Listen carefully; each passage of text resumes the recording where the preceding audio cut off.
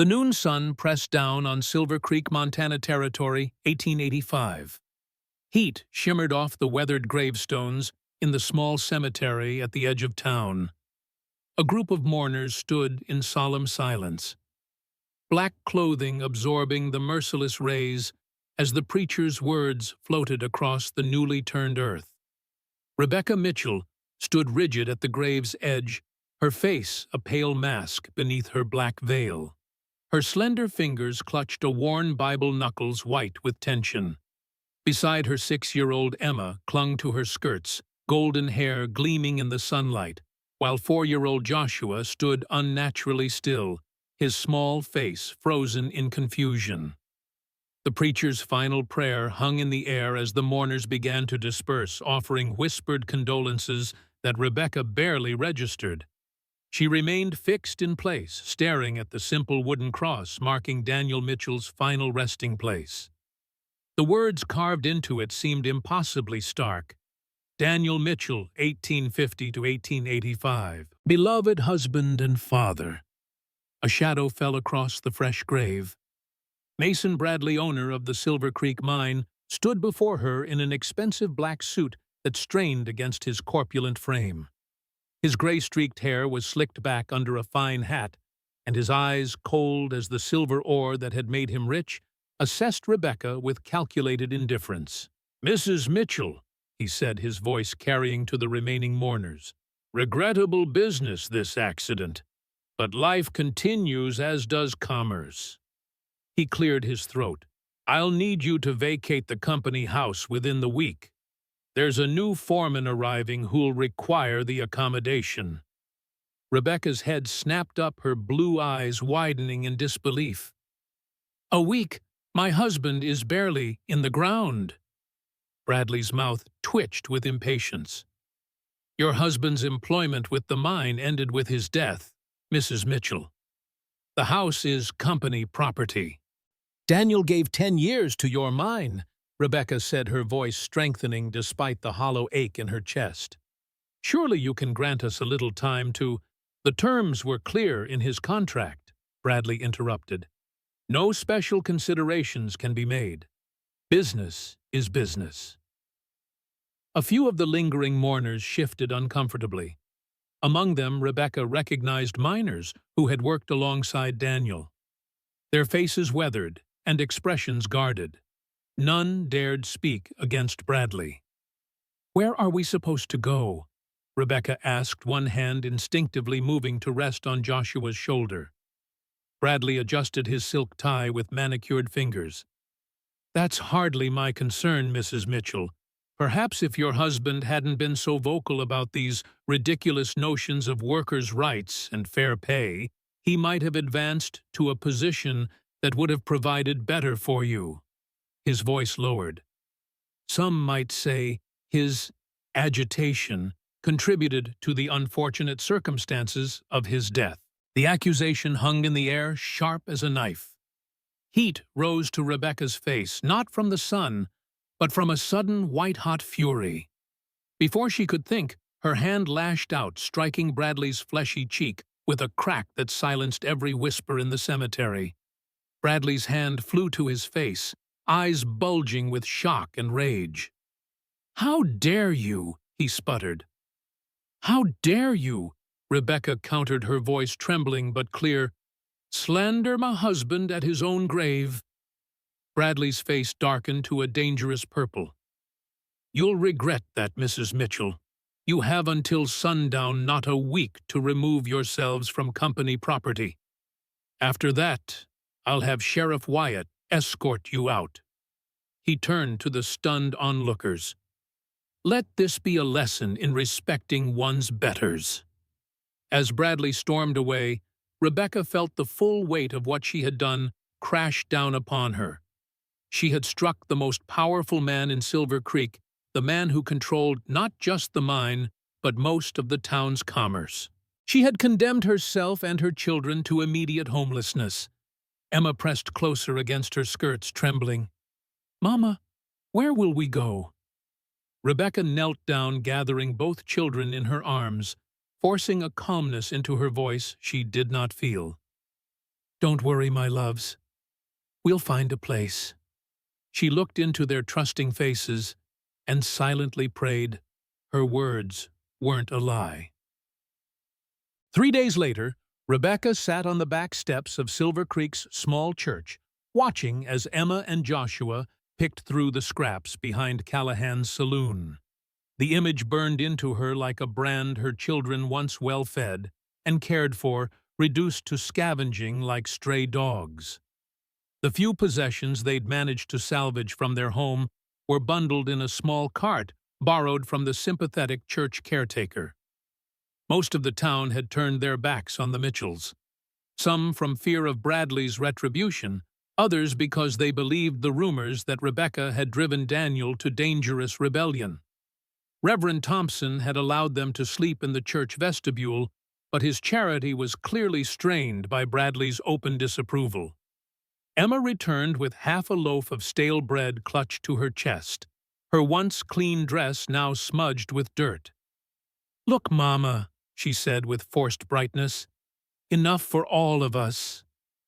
Rebecca's heart cracked further. "That's wonderful, darling. Why don't you share it with Joshua?" Emma nodded solemnly, breaking the bread with careful deliberation, giving the larger portion to her silent brother. Joshua hadn't spoken a word since Daniel's death. He took the bread with a small nod, eyes downcast. As the children ate, Rebecca noticed Sheriff Wyatt approaching his lean frame, casting a long shadow in the late afternoon light. His badge gleamed against his dusty vest hand, resting casually on his holstered gun. "Mrs. Mitchell," he drawled, thumbs hooking into his belt. "Got some business to discuss." Rebecca stood positioning herself between the sheriff and her children. "What business would that be?" Sheriff Wyatt's thin lips curved in what might have been a smile. "Been receiving complaints about vagrants in town, particularly ones teaching their young'uns to steal." "We've stolen nothing," Rebecca said sharply. "Those are discarded scraps." "That's so," Wyatt scratched his chin. "Well, there's also the matter of proper care for those children. A woman alone, no means of support. Town council's concerned." Cold fear gripped Rebecca's spine. "What exactly are you implying?" "There's a home for orphans over in Helena. They take in children whose parents can't provide proper care." His eyes flicked to Emma and Joshua. "Might be the best place for them, all things considered." Rebecca's voice turned to ice. "My children are not orphans, Sheriff. They have a mother who is perfectly capable of caring for them." "Are you now?" Wyatt chuckled. "From where I'm standing, you can't even put a roof over their heads or food in their bellies. That's neglect in the eyes of the law." "The law?" Rebecca's laugh was bitter. "Or Mason Bradley's version of it." Wyatt's face hardened. "Careful, Mrs. Mitchell. You're already on thin ice. I'm giving you fair warning. Find a proper situation for yourself and these children by the end of the week, or I'll be forced to take action for their welfare." As Wyatt turned to leave, Rebecca's mind raced with panic. She had no family to turn to, no friends who dared defy Bradley by offering help. Her nursing skills from the war might earn her a position somewhere, but not quickly enough, and certainly not with 2 small children in tow. "Mama," Emma's small voice broke through her thoughts. "Are they going to take us away?" Rebecca knelt, gathering her children close. "No, my loves. I won't let that happen. Never." But even as she made the promise, she had no idea how she would keep it. From across the street, a tall figure observed the exchange. Gabriel Hayes stood in the shadow of the general store's awning, his face partially obscured by the brim of his hat. The scar that ran from his temple down his left cheek caught the fading light as he studied the desperate mother and her children. When Wyatt passed by, Gabriel stepped back further into the shadows, avoiding notice. The sheriff had made it his business to investigate any newcomers to Silver Creek, particularly those who kept to themselves as Gabriel did. He had come to town only for supplies, preferring the isolation of his ranch 20 miles outside of town on the border between settled territory and Blackfoot land. As dusk fell, Gabriel observed Rebecca gathering her children and their meager belongings. He watched as she approached several businesses, only to be turned away at each door. Finally, she returned to the church steps, shoulders slumped in defeat. When she began preparing a makeshift bed from their few blankets, Gabriel made his decision. He crossed the street with deliberate steps, his presence causing Rebecca to look up sharply, one arm instinctively pulling Joshua behind her. Gabriel stopped at a respectful distance. Up close, Rebecca could see him more clearly, tall and broad-shouldered, with weathered skin that spoke of years under the open sky. His gray-green eyes were steady beneath his hat brim, and the scar on his face pulled slightly at the corner of his mouth. Despite his intimidating appearance, there was something in his posture that communicated restraint rather than threat. "Ma'am," he said, his voice low and steady, "I couldn't help overhearing your predicament." Rebecca's eyes narrowed with suspicion. "And you are Gabriel Hayes. I have a ranch outside of town." He glanced at the children, noting Joshua's wary stare and Emma's curious gaze. "I need someone to help with the household. Position comes with room and board, for all of you." Rebecca stiffened. "I don't accept charity, Mr. Hayes." A hint of something, perhaps respect, flickered in Gabriel's eyes. "It's not charity. It's employment. I need help. You need work. Simple arrangement." "Why would you offer a position to a stranger, a woman with 2 children who would be more burden than help?" Gabriel's gaze shifted briefly to Sheriff Wyatt, who was watching them from across the street. "I've need of someone with medical knowledge. Word is, you were a nurse during the war." Rebecca hesitated. The offer seemed too convenient, too perfectly timed. Yet what choice did she have? "And my children, the ranch has plenty of room. They'd be safe there." He paused. "Safer than here, at any rate." Emma tugged at her mother's skirt. "Please, Mama, I don't want the sheriff to take us away." Rebecca looked down at her daughter's pleading face, then to Joshua's silent, fearful one. She thought of Daniel, of what he would want her to do to protect their children. Pride was a luxury she could no longer afford. "When would we leave?" she asked finally. "Now," Gabriel replied. "I've a wagon ready. We can be well on our way before full dark." Rebecca took a deep breath. "Very well, Mr. Hayes. We accept your offer temporarily, until I can make other arrangements." Gabriel nodded once. "Get your things. I'll bring the wagon around." As he walked away, Rebecca knelt before her children. "We're going to stay at Mr. Hayes's ranch for a little while. It will be an adventure." "Is he a good man, Mama?" Emma whispered. Rebecca looked after Gabriel's retreating form. "I don't know, darling. But right now, he's our only chance." The wagon creaked along the dusty trail, carrying them away from Silver Creek and into the gathering darkness. Rebecca sat rigid beside Gabriel on the driver's bench, the children huddled among their few possessions in the back. The rhythmic clip-clop of the horses' hooves was the only sound for miles, neither adult inclined to break the silence. Rebecca studied Gabriel's profile surreptitiously.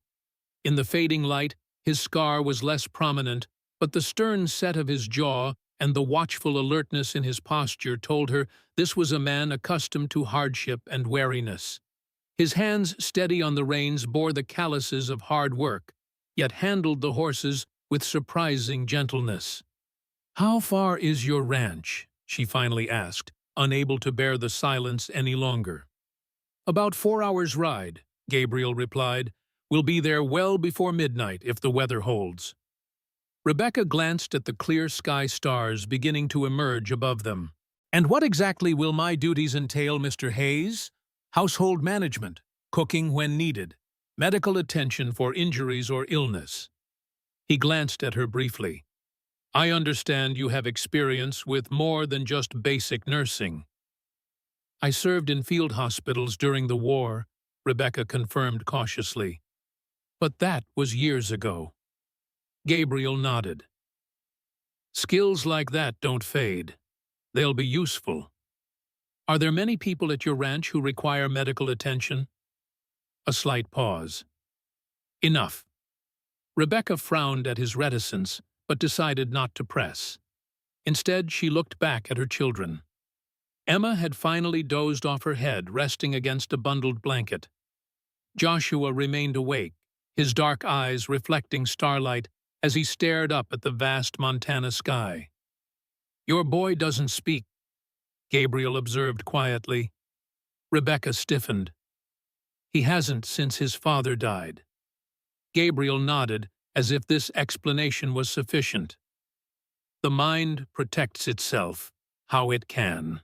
Before Rebecca could respond, he pulled sharply on the reins, bringing the wagon to a halt. His posture had changed, tension evident in every line of his body. "What is it?" Rebecca whispered, alarm rising in her throat. Gabriel raised a hand for silence, his eyes scanning the darkness ahead. Slowly, he reached beneath the seat and withdrew a rifle, the movement fluid and practiced. "Stay here," he murmured, passing the reins to her. "Keep the horses steady." He climbed down from the wagon with barely a sound rifle held ready, but not aimed. Rebecca's heart hammered in her chest as she watched him step forward into the darkness. She reached back to touch Emma's foot, reassuring herself that her children were still there, still safe. A voice called out from the darkness, speaking in a language Rebecca didn't recognize. Gabriel responded in the same tongue, his voice calm and respectful. From the shadows emerged 3 mounted men. In the starlight, Rebecca could make out their distinctive dress and the proud set of their shoulders. Blackfoot warriors, she realized, with a jolt of fear.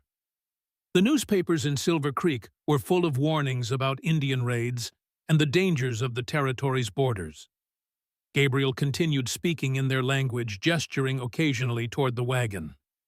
One of the warriors, clearly the leader, responded at length, his eyes flicking to Rebecca and the children. To her astonishment, Gabriel then extended his hand, which the leader clasped in what appeared to be a gesture of respect. More words were exchanged, and then, as suddenly as they had appeared, the warriors melted back into the darkness. Gabriel returned to the wagon, storing the rifle back beneath the seat. "We can continue now," he said, taking the reins. "Those were Blackfoot warriors," Rebecca said, unable to keep the tremor from her voice. "Yes." Gabriel clicked to the horses, setting them in motion again. "You speak their language?" Gabriel glanced at her. "It's useful to speak with your neighbors." "Most settlers wouldn't consider the Blackfoot neighbors." "Most settlers are fools," he replied simply. Rebecca studied him with new eyes. "They let us pass without trouble. They seem to respect you." Gabriel was silent for a long moment. "I've earned a measure of trust, not easily given, nor should it be." "Are we near their territory?" "My ranch borders their hunting grounds. We have an understanding." His tone suggested the subject was closed. Rebecca settled back, mind whirling with this new information. Gabriel Hayes was clearly not the typical Montana rancher. His ability to speak with the Blackfoot, the apparent respect between them, these were extraordinary in a time when most white settlers viewed the native tribes with fear and hostility. "You should rest," Gabriel said after a while. "It's still a long ride." Rebecca nodded, though she doubted sleep would come. She glanced back again at her children, finding Joshua's eyes still open, watching Gabriel with intense curiosity. For the first time since Daniel's death, her son's expression held something other than grief or fear, a flicker of interest in the man who spoke to Indians as equals. As the wagon continued its journey under the vast Montana sky, Rebecca felt a strange sense of having crossed an invisible boundary. Behind them lay the familiar world of Silver Creek, with its rigid rules and Bradley's tyranny. Ahead lay something unknown, Gabriel Hayes's ranch, and whatever secrets it might hold. The first rays of dawn were breaking over the eastern mountains when the wagon finally crested a rise, revealing Gabriel's ranch spread out below them. Rebecca, who had dozed fitfully through the night, straightened with interest. The ranch sprawled across a sheltered valley nestled between rolling hills to the east and the distant silhouette of mountains to the west. A substantial log house formed the center, with a barn corral and several outbuildings arranged around it. Fields stretched to the north and to the south. A stream wound its way through a stand of cottonwoods. Beyond the western edge of the property, the land rose toward the mountains, wild and untamed. "Welcome to Willow Creek Ranch," Gabriel said, guiding the horses down the slope. Rebecca was surprised by the size and orderliness of the place. She had expected something more modest, perhaps even primitive. Instead, the ranch appeared well-established and prosperous, though not ostentatious. As they approached, movement caught her eye. A tall black man emerged from the barn, followed by a woman with dark hair, who carried a basket of eggs. They paused, watching the wagon's approach. "You have other workers," Rebecca observed. "Not workers, residents." Gabriel's correction was gentle but firm. "Isaiah helps with the livestock and security. Maria manages the kitchen garden and chickens." The wagon rolled into the yard, and Gabriel set the brake. Emma had awakened as they arrived and now peered out curiously. Joshua remained huddled against their belongings, eyes wide but wary. Gabriel climbed down and offered a hand to Rebecca, which she ignored, climbing down unassisted. Her legs were stiff from the long journey, but she refused to show weakness. Isaiah approached his posture careful and contained despite his imposing height. Up close, Rebecca could see gray threading through his close-cropped hair and beard. His eyes, dark and intelligent, assessed the newcomers with cautious interest. "Isaiah," Gabriel said, "this is Mrs. Rebecca Mitchell and her children Emma and Joshua. They'll be staying with us. Mrs. Mitchell has medical training." Isaiah nodded, his expression warming slightly. "Ma'am, welcome to Willow Creek." His voice was deep and cultured, surprising Rebecca with its educated cadence. Maria stepped forward next, a woman perhaps a few years older than Rebecca, with striking features and eyes that missed nothing.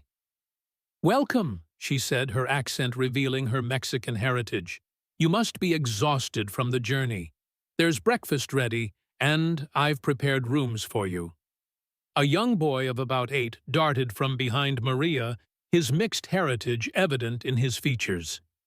He regarded Emma and Joshua with undisguised curiosity.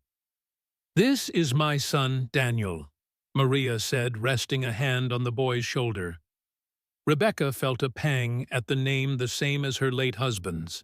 "Thank you for your welcome," she managed, her voice strained with fatigue. Gabriel nodded to Maria. "Show them to their rooms. They can rest before we discuss arrangements further." As Maria led them toward the house, Rebecca glanced back to see Gabriel and Isaiah in quiet conversation, both men occasionally looking in her direction. The sense that she had stepped into something more complex than a simple employment arrangement grew stronger. The house's interior surprised Rebecca even more than its exterior. The main room was spacious, with a large stone fireplace, solid furniture, and shelves lined with books, more books than she had seen outside a proper library. A staircase led to an upper floor, and doorways opened to other rooms on the ground level. "This will be your room," Maria said, leading them to a door off the main room.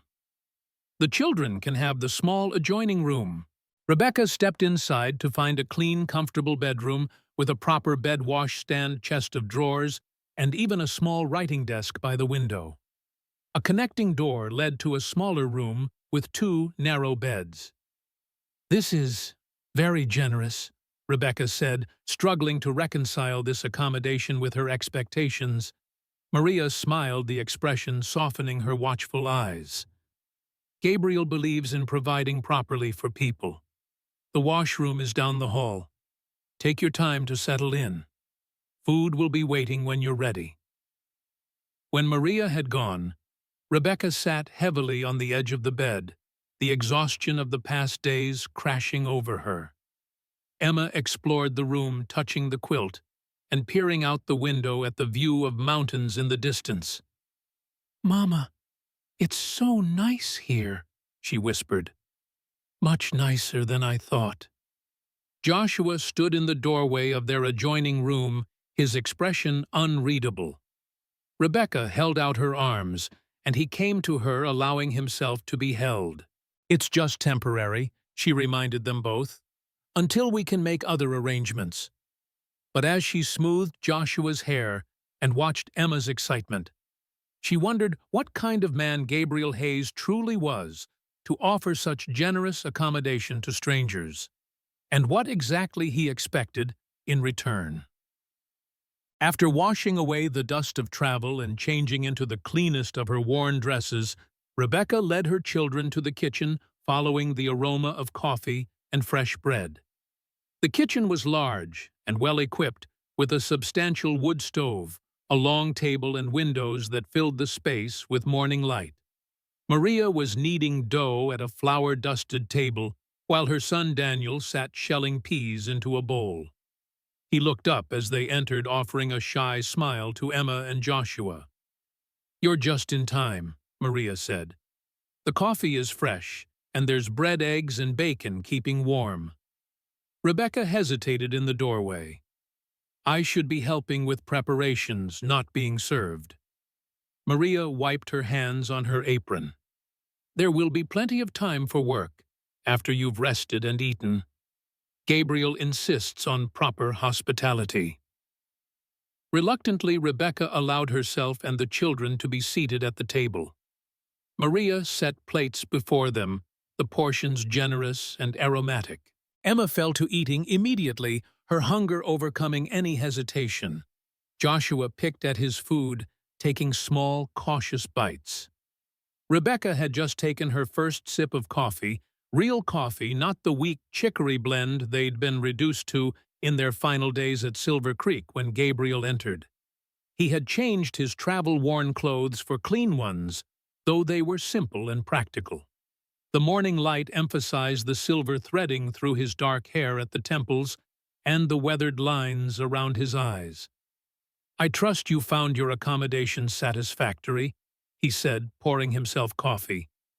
"More than satisfactory," Rebecca replied carefully.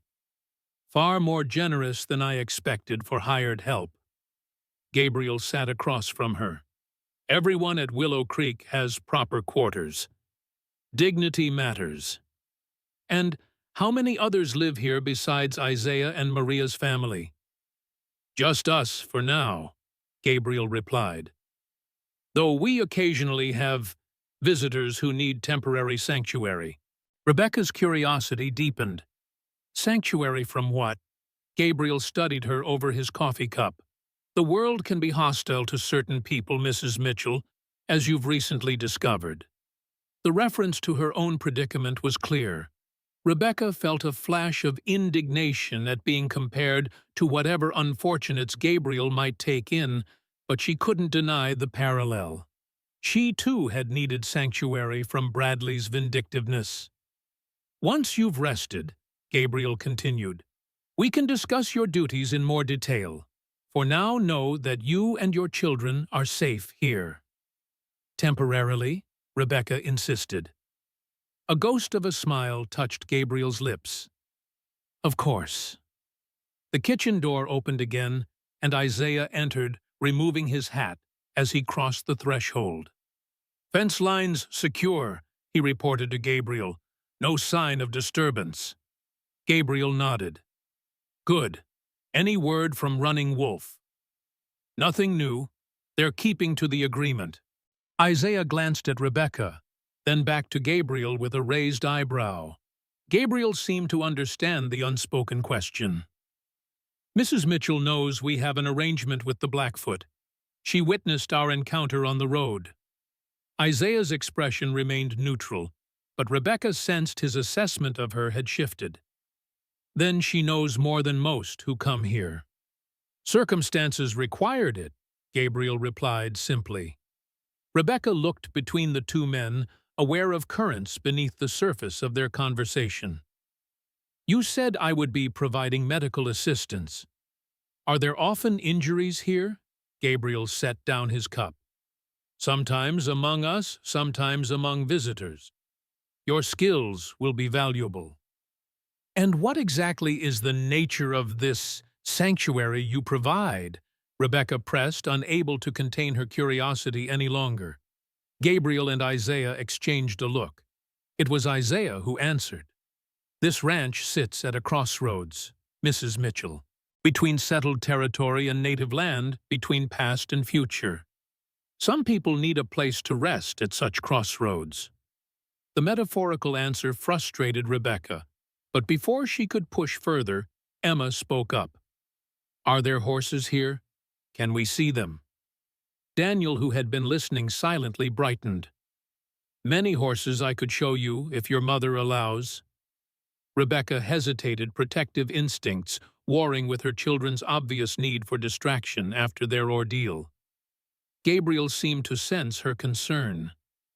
"Daniel knows the rules about safety," he assured her. "And the corral is visible from the house. They would be perfectly safe." After a moment's consideration, Rebecca nodded. "Very well, but stay where I can see you from the window, Emma, and look after Joshua." Emma beamed, the first genuine smile Rebecca had seen from her daughter in days. "I will, Mama." The children hurried out, Daniel already chattering about the different horses as he led them toward the corral. Rebecca watched through the window as they approached the fence, where several horses grazed peacefully. "Your daughter adapts quickly," Gabriel observed. "A valuable trait." "She's had to," Rebecca replied, a hint of bitterness in her tone. "Children shouldn't need to be so resilient." Gabriel nodded, his expression softening slightly. "No, they shouldn't." He rose from the table. "Rest today. Tomorrow Maria will show you around the house and explain daily routines. I have matters to attend to in the north pasture." As he left, Rebecca turned to Maria. "Is he always so cryptic?" Maria's smile was knowing. "Gabriel shares information when necessary, not before. But he is fair and honorable. You'll find no better place for you and your children right now." Rebecca wanted to protest that this was only temporary, that she would find another solution soon. But as she watched her children at the corral, Emma animated even Joshua, showing interest, as Daniel pointed out a spotted pony. She wondered if her determination to leave quickly was pride rather than practicality. For now, at least, her children were safe fed and sheltered. That would have to be enough. The next week passed in a blur of adjustment as Rebecca and her children settled into life at Willow Creek Ranch. True to his word, Gabriel had Maria show Rebecca the household routines, which proved less demanding than she had anticipated. The work was shared among all the residents, with each person contributing according to their abilities. Rebecca's medical skills were put to use almost immediately when Isaiah returned from checking fence lines with a deep cut on his arm. As she cleaned and stitched the wound in the kitchen, she was aware of Gabriel observing from the doorway. "Your technique is excellent," he commented when she had finished. "Military training shows." Rebecca tied off the last bandage. "Field hospitals teach efficiency. though I prefer having proper supplies to boiled rags and whiskey. I've stocked medical supplies for years, Gabriel said. Never had someone who truly knew how to use them, though. Isaiah flexed his bandaged arm carefully. The doc in town would have made a mess of this. Thank you, Mrs. Mitchell. As the days passed, Rebecca began to piece together more about Willow Creek's unusual household. Isaiah, she learned, had been a slave in Virginia before the war, then fought for the Union. He spoke little of his past between the war's end and his arrival at Willow Creek 3 years ago, but his occasional nightmares, which Rebecca overheard from her room, suggested that time had not been peaceful. Maria had fled Mexico with her son after her husband's murder by a wealthy landowner who had coveted their small farm. She had been at Willow Creek for 2 years, her cooking skills transforming simple ingredients into flavorful meals that reminded her of home. Gabriel himself remained the greatest mystery. He was frequently absent during daylight hours, riding out to check on cattle or inspect the property's borders. When present, he was courteous but reserved, answering direct questions but volunteering little. Rebecca noticed he read extensively in the evenings, often making notes in a journal that he kept close. The children, meanwhile, thrived in the open spaces and regular routine. Emma quickly became friends with Daniel, following him around as he completed his chores and learning about the ranch animals. Joshua remained silent, but Rebecca noticed him watching Gabriel with intense curiosity, especially when the rancher worked with the horses. One evening, about 10 days after their arrival, Rebecca found herself alone with Gabriel on the front porch. The summer twilight stretched long, painting the distant mountains in purple and gold. From inside came the sound of Maria teaching Emma a Spanish lullaby, while the boys played a quiet game of checkers. "Your children are settling in well," Gabriel observed, his voice breaking the comfortable silence. Rebecca nodded. "They needed stability. After everything—" "And you," Gabriel glanced at her. "Are you settling in?" "I'm grateful for the sanctuary," she admitted. "But I haven't forgotten. This is temporary." Gabriel turned his gaze back to the mountains. "Of course." A question that had been gnawing at Rebecca finally escaped. "Why did you really bring us here, Mr. Hayes? The truth, please." Gabriel was silent for so long that Rebecca thought he might not answer. Finally, he spoke, his voice low and measured. "I was in Silver Creek that day for supplies. I saw what Bradley did to you at the funeral, heard about your situation." He paused. "I've seen what happens to people crushed under the boot of men like him. I couldn't stand by and watch it happen again." Simple compassion, then. Rebecca couldn't keep the skepticism from her voice. Gabriel's eyes, when they met hers, held an intensity that made her breath catch. "Is that so hard to believe? In my experience, Mr. Hayes' people rarely act without self-interest. Then perhaps it serves my interest to thwart men like Bradley when I can." As he... A hint of a smile touched his lips. "Consider it a personal indulgence." Rebecca studied him, sensing there was more he wasn't saying. "You've created something unusual here. A black man, a Mexican woman, and her son, now a widow and her children. Most ranchers want strong young men for labor, not refugees." "I'm not most ranchers." Gabriel's scar caught the fading light as his expression grew more serious. "Willow Creek isn't just a cattle operation, it's—" He seemed to search for the right words. "A place where people can rebuild." "And what are you rebuilding, Mr. Hayes?" Rebecca asked softly. Gabriel stood effectively, ending the conversation. "It's getting late. Tomorrow I could use your help organizing the medical supplies properly. Isaiah's injury highlighted some deficiencies in our current system." Rebecca recognized the deflection but didn't press. Of course, as Gabriel bid her good night and returned inside, Rebecca remained on the porch, watching as stars began to appear in the darkening sky. Gabriel Hayes was a man of contradictions, stern yet kind, reserved yet passionate about his principles. His ranch was both a working enterprise and a haven for the displaced. And despite her determination to maintain distance, Rebecca found herself increasingly drawn into the world he had created. A world where her children laughed again, where her skills were valued, where she could almost imagine a future beyond grief and struggle.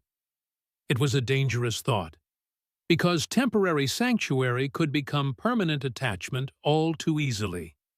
And Rebecca had already learned the hard price of having something to lose.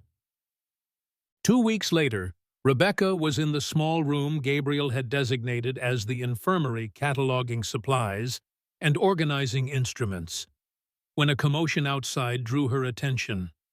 Hurrying to the window, she saw Gabriel and Isaiah helping a man from horseback.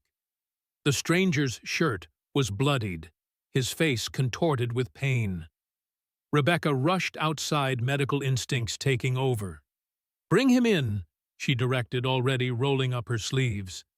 As they carried the man toward the house, Rebecca recognized the distinctive dress and features of a Blackfoot warrior.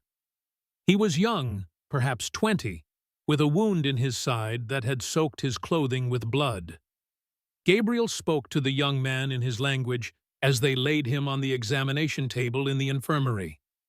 The warrior responded weakly, his eyes clouded with pain. "What happened?" Rebecca asked, cutting away the blood-soaked shirt to reveal a deep knife wound. "Hunters from town caught him alone," Gabriel explained grimly. "Decided to teach him a lesson for being on what they considered their territory."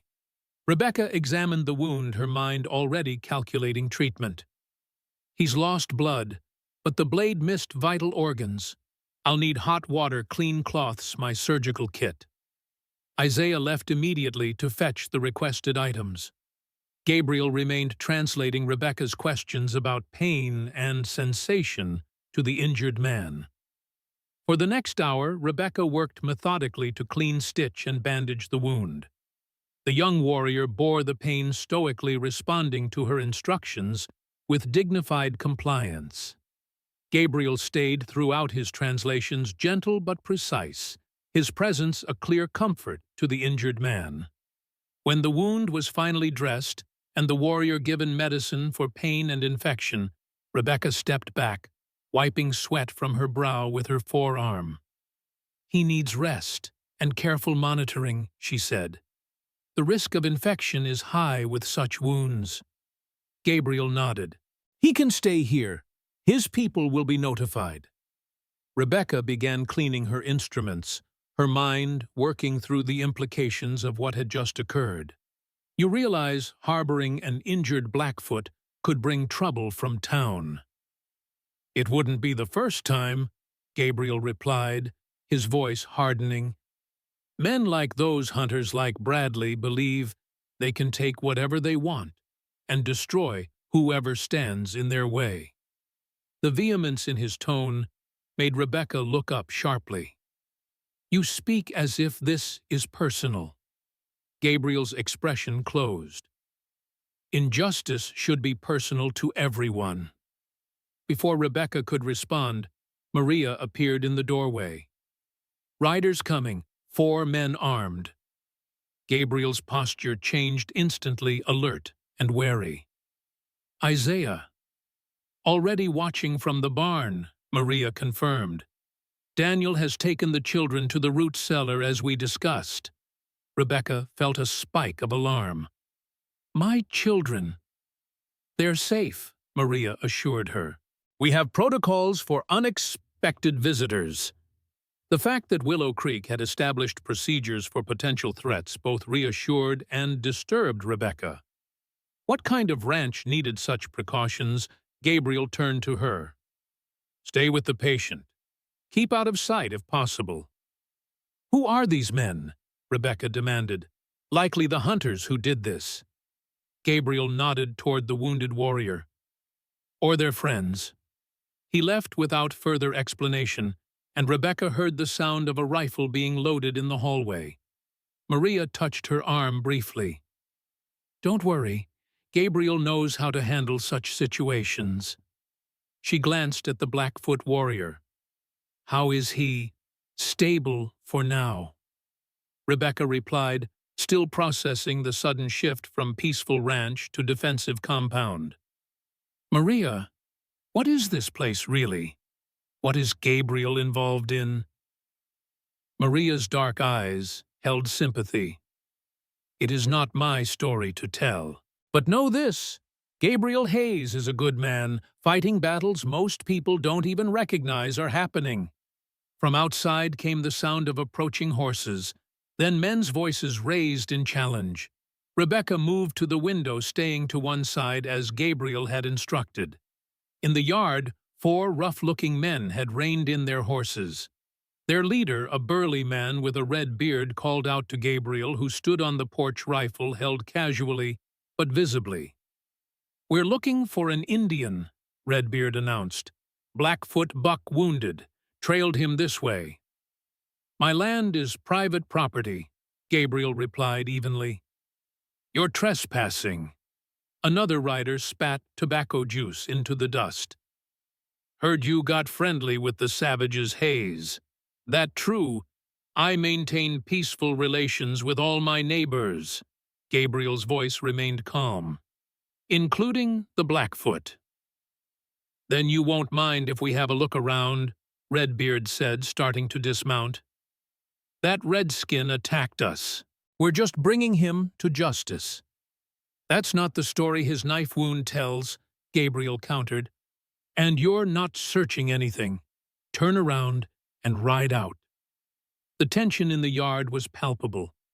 Rebecca glanced at the wounded warrior, who had lifted himself slightly despite his pain eyes fixed on the window. Redbeard's hand drifted toward his holstered pistol. 4 of us, 1 of you Hayes. Bad odds. From the shadow of the barn, Isaiah's voice rang out. Might want to recount. The metallic click of a shotgun being cocked punctuated his words. The hunter's head swiveled, finally noticing Isaiah's position, which gave him a clear shot at all of them. Their confidence visibly wavered. You're harboring a dangerous savage. Redbeard tried again, though, with less conviction. And you're still trespassing, Gabriel replied. Last chance to leave peacefully. For a tense moment, Rebecca thought violence was inevitable. Then Redbeard cursed and yanked his horse around. This ain't over, Hayes. People in town will hear about this. I'm sure they will. Gabriel agreed, his rifle never wavering. Ride out. Don't stop until you reach the main road. The hunters departed in a cloud of dust and muttered threats. Only when they were well away did Gabriel lower his rifle. He exchanged a nod with Isaiah, who emerged fully from the barn, shotgun still ready. Rebecca exhaled a breath she hadn't realized she was holding. The Blackfoot warrior sank back onto the table, murmuring something in his language. What did he say? Rebecca asked. He said, you have strong medicine and a brave heart, Maria translated from the doorway. High praise from a Blackfoot warrior. Rebecca turned her attention back to her patient, checking that the confrontation hadn't disturbed his bandages. But her mind was whirling with questions. Gabriel's willingness to stand against 4 armed men to protect a wounded Blackfoot spoke of convictions that went far beyond the usual codes of Western hospitality. And the practiced way everyone at Willow Creek had responded to the threat suggested this was not the first time they had faced danger together. The image of Gabriel standing firm against overwhelming odds, principled and unflinching, burned itself into Rebecca's mind. It reminded her painfully of Daniel in his final days, standing up to Bradley, despite the risks. But where Daniel had fallen, Gabriel had prevailed. For the first time since arriving at Willow Creek, Rebecca felt the foundations of her temporary existence shift. Whatever Gabriel Hayes was truly involved in, whatever Willow Creek really represented, it was far more significant than a simple ranch operation. And despite all her caution and determination to remain detached, Rebecca realized she wanted to understand it. Wanted, perhaps, to be part of it. The thought was as frightening as it was exhilarating. That evening, after the Blackfoot warrior had been moved to a bedroom to recover, and the children brought up from the root cellar, Rebecca found Gabriel in his study. It was a room she had glimpsed, but never entered, filled with books, maps, and papers organized with military precision. She knocked on the open door, steeling herself for the conversation ahead. Gabriel looked up from a letter he was writing, his expression softening slightly at the sight of her. "How is our patient?" he asked. "Resting comfortably. The bleeding has stopped, and there's no sign of infection yet." Rebecca stepped into the room. "I'd like some answers, Mr. Hayes." Gabriel set down his pen and gestured to a chair across from his desk. Rebecca remained standing. "What is this place really?" she asked directly. "Why do you have protocols for armed intruders? Why would you risk confrontation with those men to protect a Blackfoot warrior?"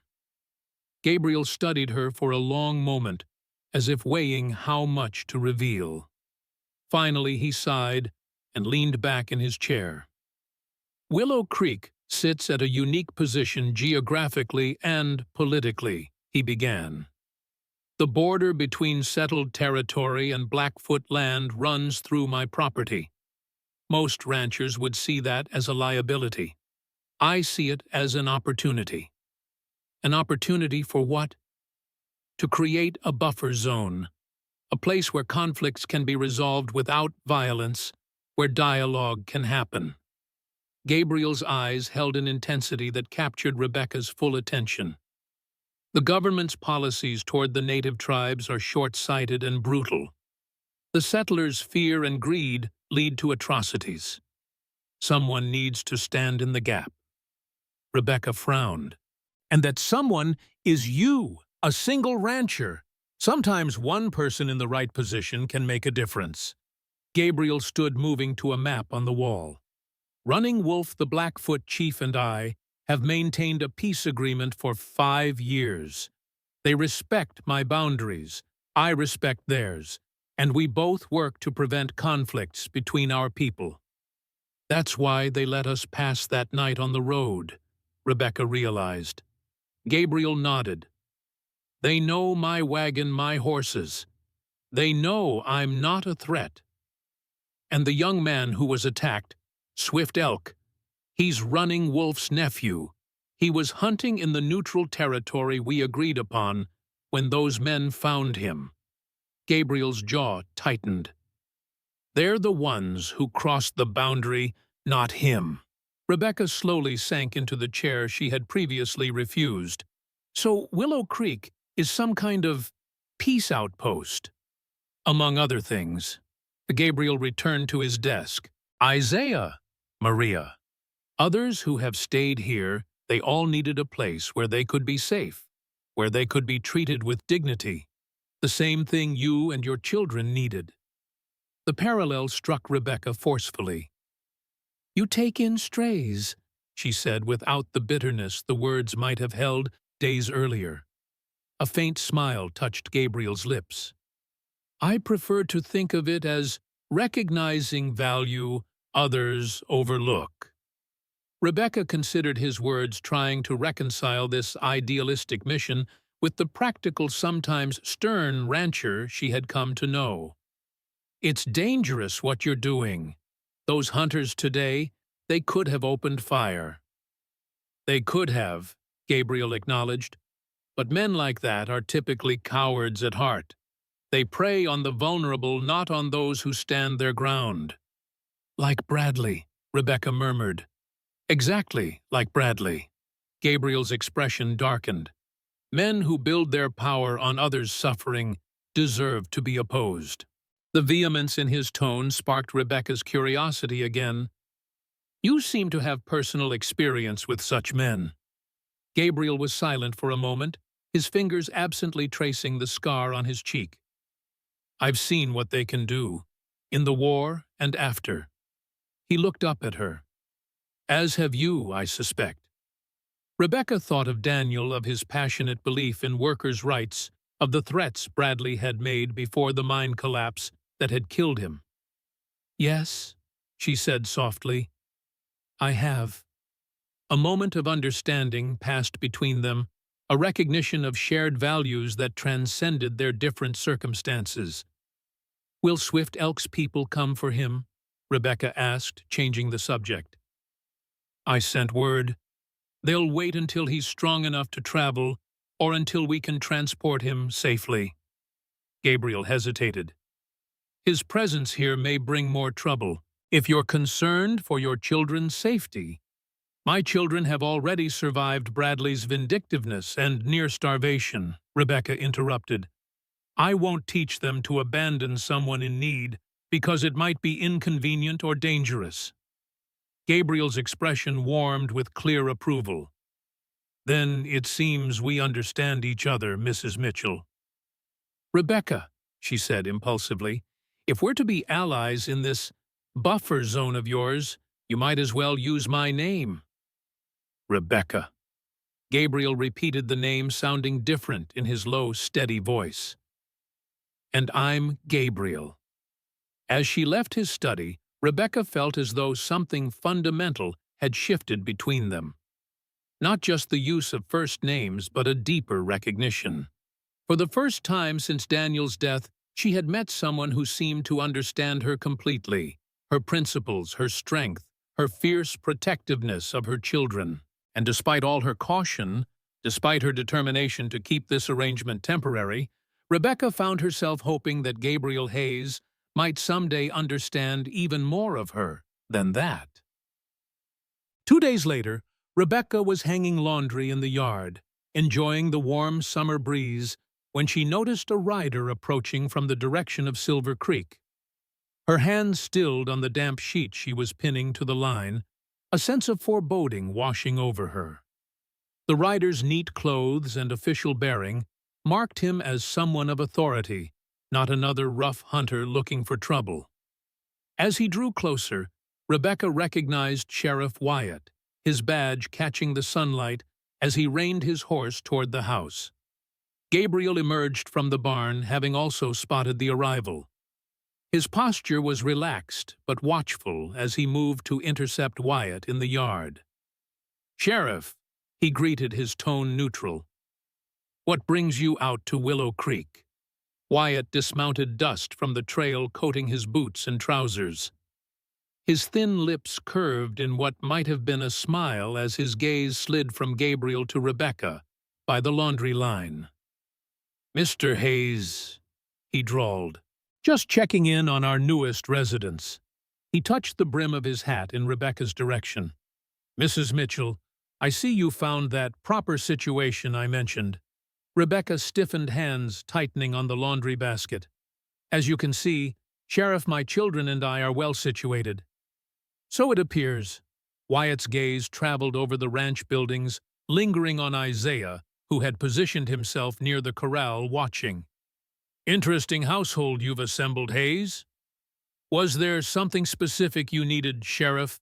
Gabriel asked, drawing Wyatt's attention back to himself. Wyatt hooked his thumbs in his belt.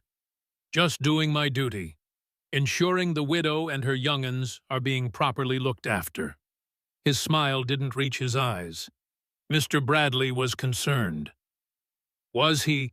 Gabriel's voice was flat. "He was, indeed.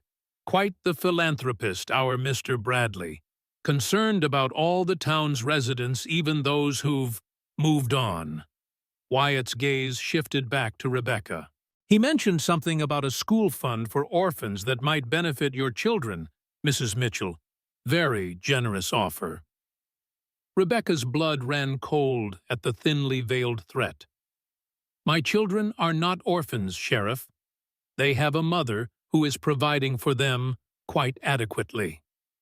With Mr. Hayes's charity, Wyatt countered smoothly. With Mrs. Mitchell's valuable services as a medical professional and household manager, Gabriel corrected his tone, hardening. This is a mutually beneficial arrangement, not charity. Wyatt's expression suggested he didn't believe this for a moment. I see. And this arrangement includes housing certain other individuals as well. His gaze drifted pointedly toward Isaiah again. My hiring practices are my business, Sheriff, Gabriel replied. Now, if you've confirmed the Mitchells' welfare, I believe your official duties are complete. Wyatt didn't move. There's also the matter of some hunters who claim you're harboring a dangerous Indian, one who attacked them without provocation. Gabriel's expression remained impassive. Those men were trespassing on my property and making false accusations. I asked them to leave. Nothing more. So you deny having a wounded Blackfoot here, Wyatt pressed. I don't answer questions about my ranch operations or guests to anyone without proper authority, Gabriel replied evenly. Do you have a warrant, Sheriff? Wyatt's face tightened at the challenge. Not at present. Then, as I said, your official business here is concluded. The standoff stretched for several tense seconds before Wyatt finally touched the brim of his hat in a mocking salute. For now, he turned to Rebecca. Mrs. Mitchell, I'd consider your position carefully. A woman alone needs to think of her children's future. Mr. Bradley's offer of assistance is still open. My children's future is secure, Sheriff, Rebecca replied, lifting her chin. Please convey my refusal to Mr. Bradley. Wyatt's eyes narrowed slightly. As you wish, ma'am. He mounted his horse with deliberate slowness. I'll be seeing you both again soon, I expect.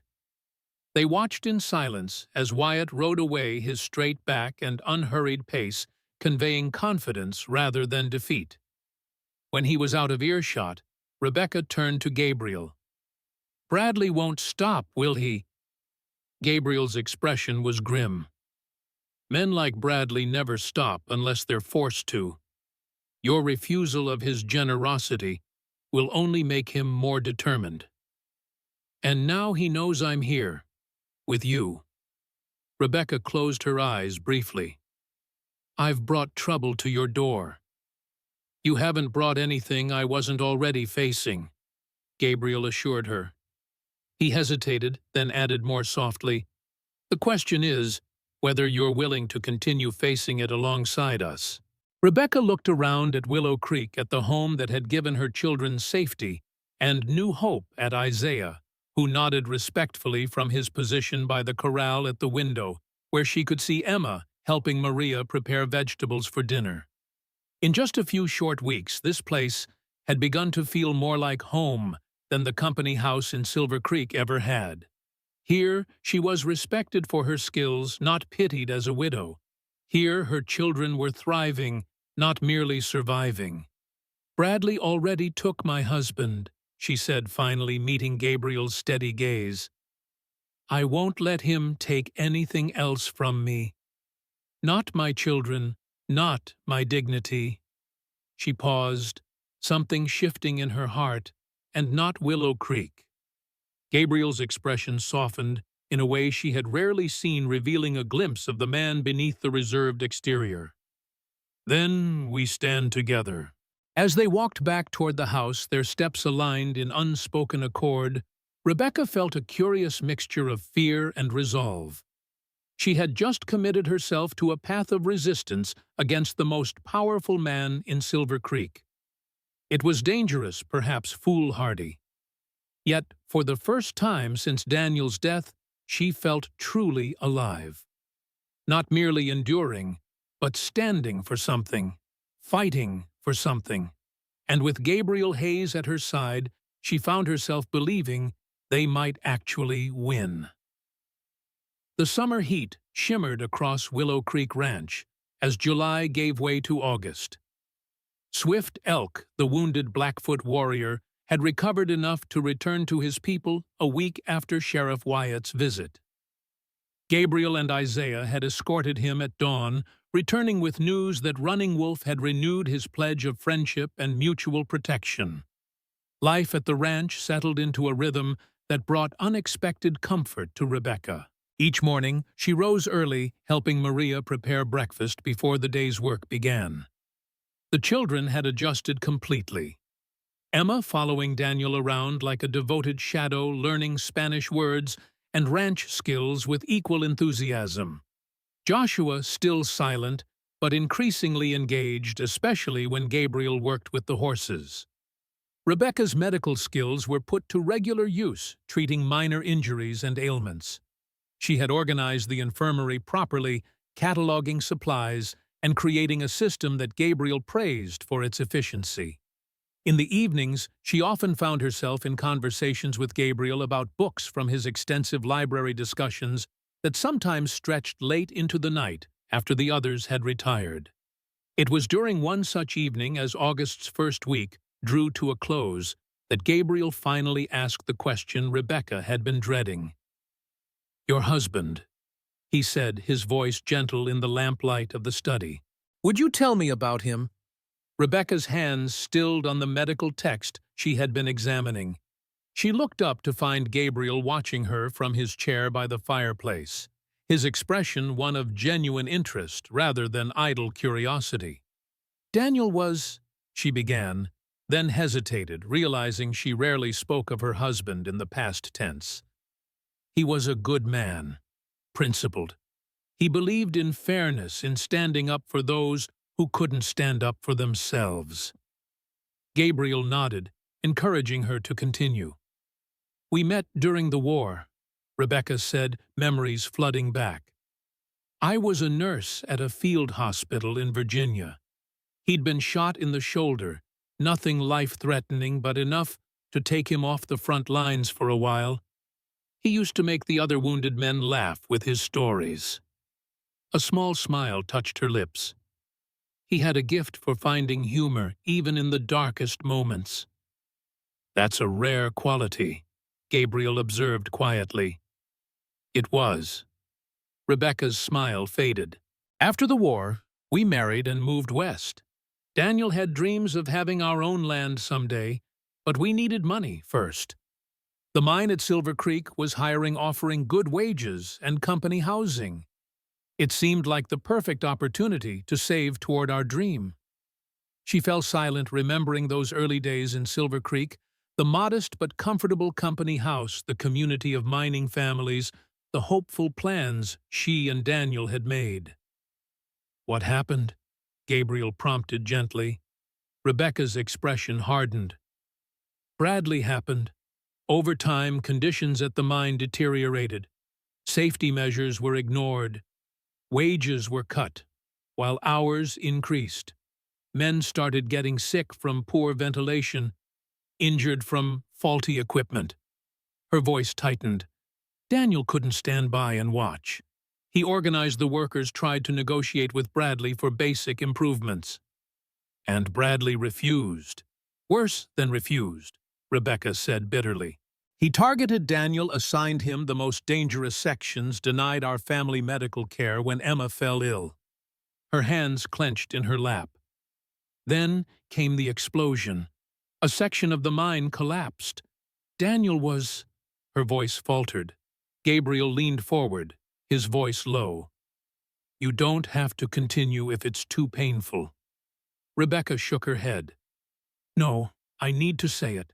Bradley claimed it was an accident, unstable rock formations, unpredictable conditions. But the timing was too convenient. Daniel had just announced plans for a workers' strike the day before." She looked directly at Gabriel. "I believe Bradley deliberately sacrificed that section to silence Daniel, to make an example of him." "Did you ever find proof?" Gabriel asked, his expression grave. "No. The company investigation cleared Bradley of all responsibility.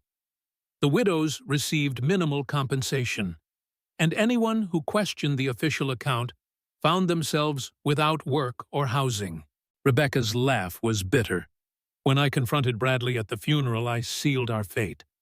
But I couldn't let Daniel be buried under Bradley's lies, as well as his greed. Gabriel was silent for a long moment, his gaze steady on Rebecca's face. Your husband was a brave man. Standing against power always carries a cost. A cost our children are still paying, Rebecca said softly. I sometimes wonder if I should have urged him to be more cautious, to think of his family first. Would he have been the man you loved if he had chosen safety over principle? Gabriel asked. The question struck Rebecca deeply. No, she admitted. He wouldn't have been Daniel. Gabriel nodded, understanding in his eyes. The world needs people willing to stand against injustice, even at great personal risk. Without them, men like Bradley would face no opposition at all. Rebecca studied Gabriel, sensing that he spoke from personal experience. You understand this struggle well. I've seen it play out in many forms, he acknowledged, during the war and after. A question that had been lingering in Rebecca's mind finally found voice. The scar on your face, was it from the war? Gabriel's hand rose reflexively to the mark that ran from his temple down his left cheek. Yes, a Confederate saber during the Battle of Antietam. I was a field surgeon, but sometimes the fighting overran our medical stations. You were a doctor? Rebecca asked, surprised. His skilled hands and knowledge of medicine suddenly made more sense. I was, Gabriel confirmed, before I became a rancher. That's quite a change of profession. Gabriel's expression grew distant. After what I saw in the war, the suffering, the waste of life, I couldn't return to normal practice. I needed space, open skies instead of hospital walls, healing land instead of broken bodies. Rebecca sensed there was more to the story, but Gabriel's tone indicated he had shared all he wished to for now. She respected his reticence, having her own secrets she wasn't yet ready to reveal. Thank you, Gabriel said unexpectedly, for telling me about Daniel. He sounds like a man I would have been proud to know. The simple sincerity of his words warmed something in Rebecca that had been cold since Daniel's death. Yes, she said softly. I think you would have understood each other well. As she returned to her room later that night, Rebecca found herself lingering at the window, gazing out at the moonlit landscape of Willow Creek. The mountains in the distance stood silent and eternal witness to countless human struggles across the centuries. Daniel had dreamed of land like this, open, promising, free from men like Bradley. In a strange twist of fate, she and the children had found such a place, though Daniel never would. For the first time, Rebecca allowed herself to consider that perhaps Willow Creek wasn't merely a temporary sanctuary. Perhaps it could become something more permanent, a place to honor Daniel's memory by living according to the principles he had died for. The thought should have frightened her, this tentative reaching toward a future different from the one she had planned with Daniel. Instead, it filled her with a quiet sense of possibility that followed her into dreams untouched by nightmares for the first time in months. The next morning, Rebecca was helping Emma and Daniel collect eggs from the chicken coop when Maria called from the house, her voice urgent. Rebecca, come quickly. Something in Maria's tone sent a spike of alarm through Rebecca. Emma, stay with Daniel, she instructed, already hurrying toward the house. Inside, she found Maria standing in the doorway of Rebecca's bedroom, her expression troubled. Someone's been here, she said quietly. Look. Rebecca entered her room to find the small chest where she kept Daniel's few possessions had been opened, its contents disturbed. She quickly checked through the items: Daniel's watch, his wedding ring, which had been returned to her after his death letters they had exchanged during the war, a small notebook he had kept. The notebook, she said, a chill running through her. It's missing. Maria crossed herself. Who would take it? Everyone here respects your privacy. Rebecca's mind raced. The notebook had contained Daniel's observations about the mine. Unsafe conditions, suspicious accidents, names of workers who had been injured or silenced. He had kept meticulous records, building evidence of Bradley's negligence and possible criminal activity. When could this have happened? Rebecca asked, trying to remain calm. It must have been while we were all at breakfast, Maria reasoned.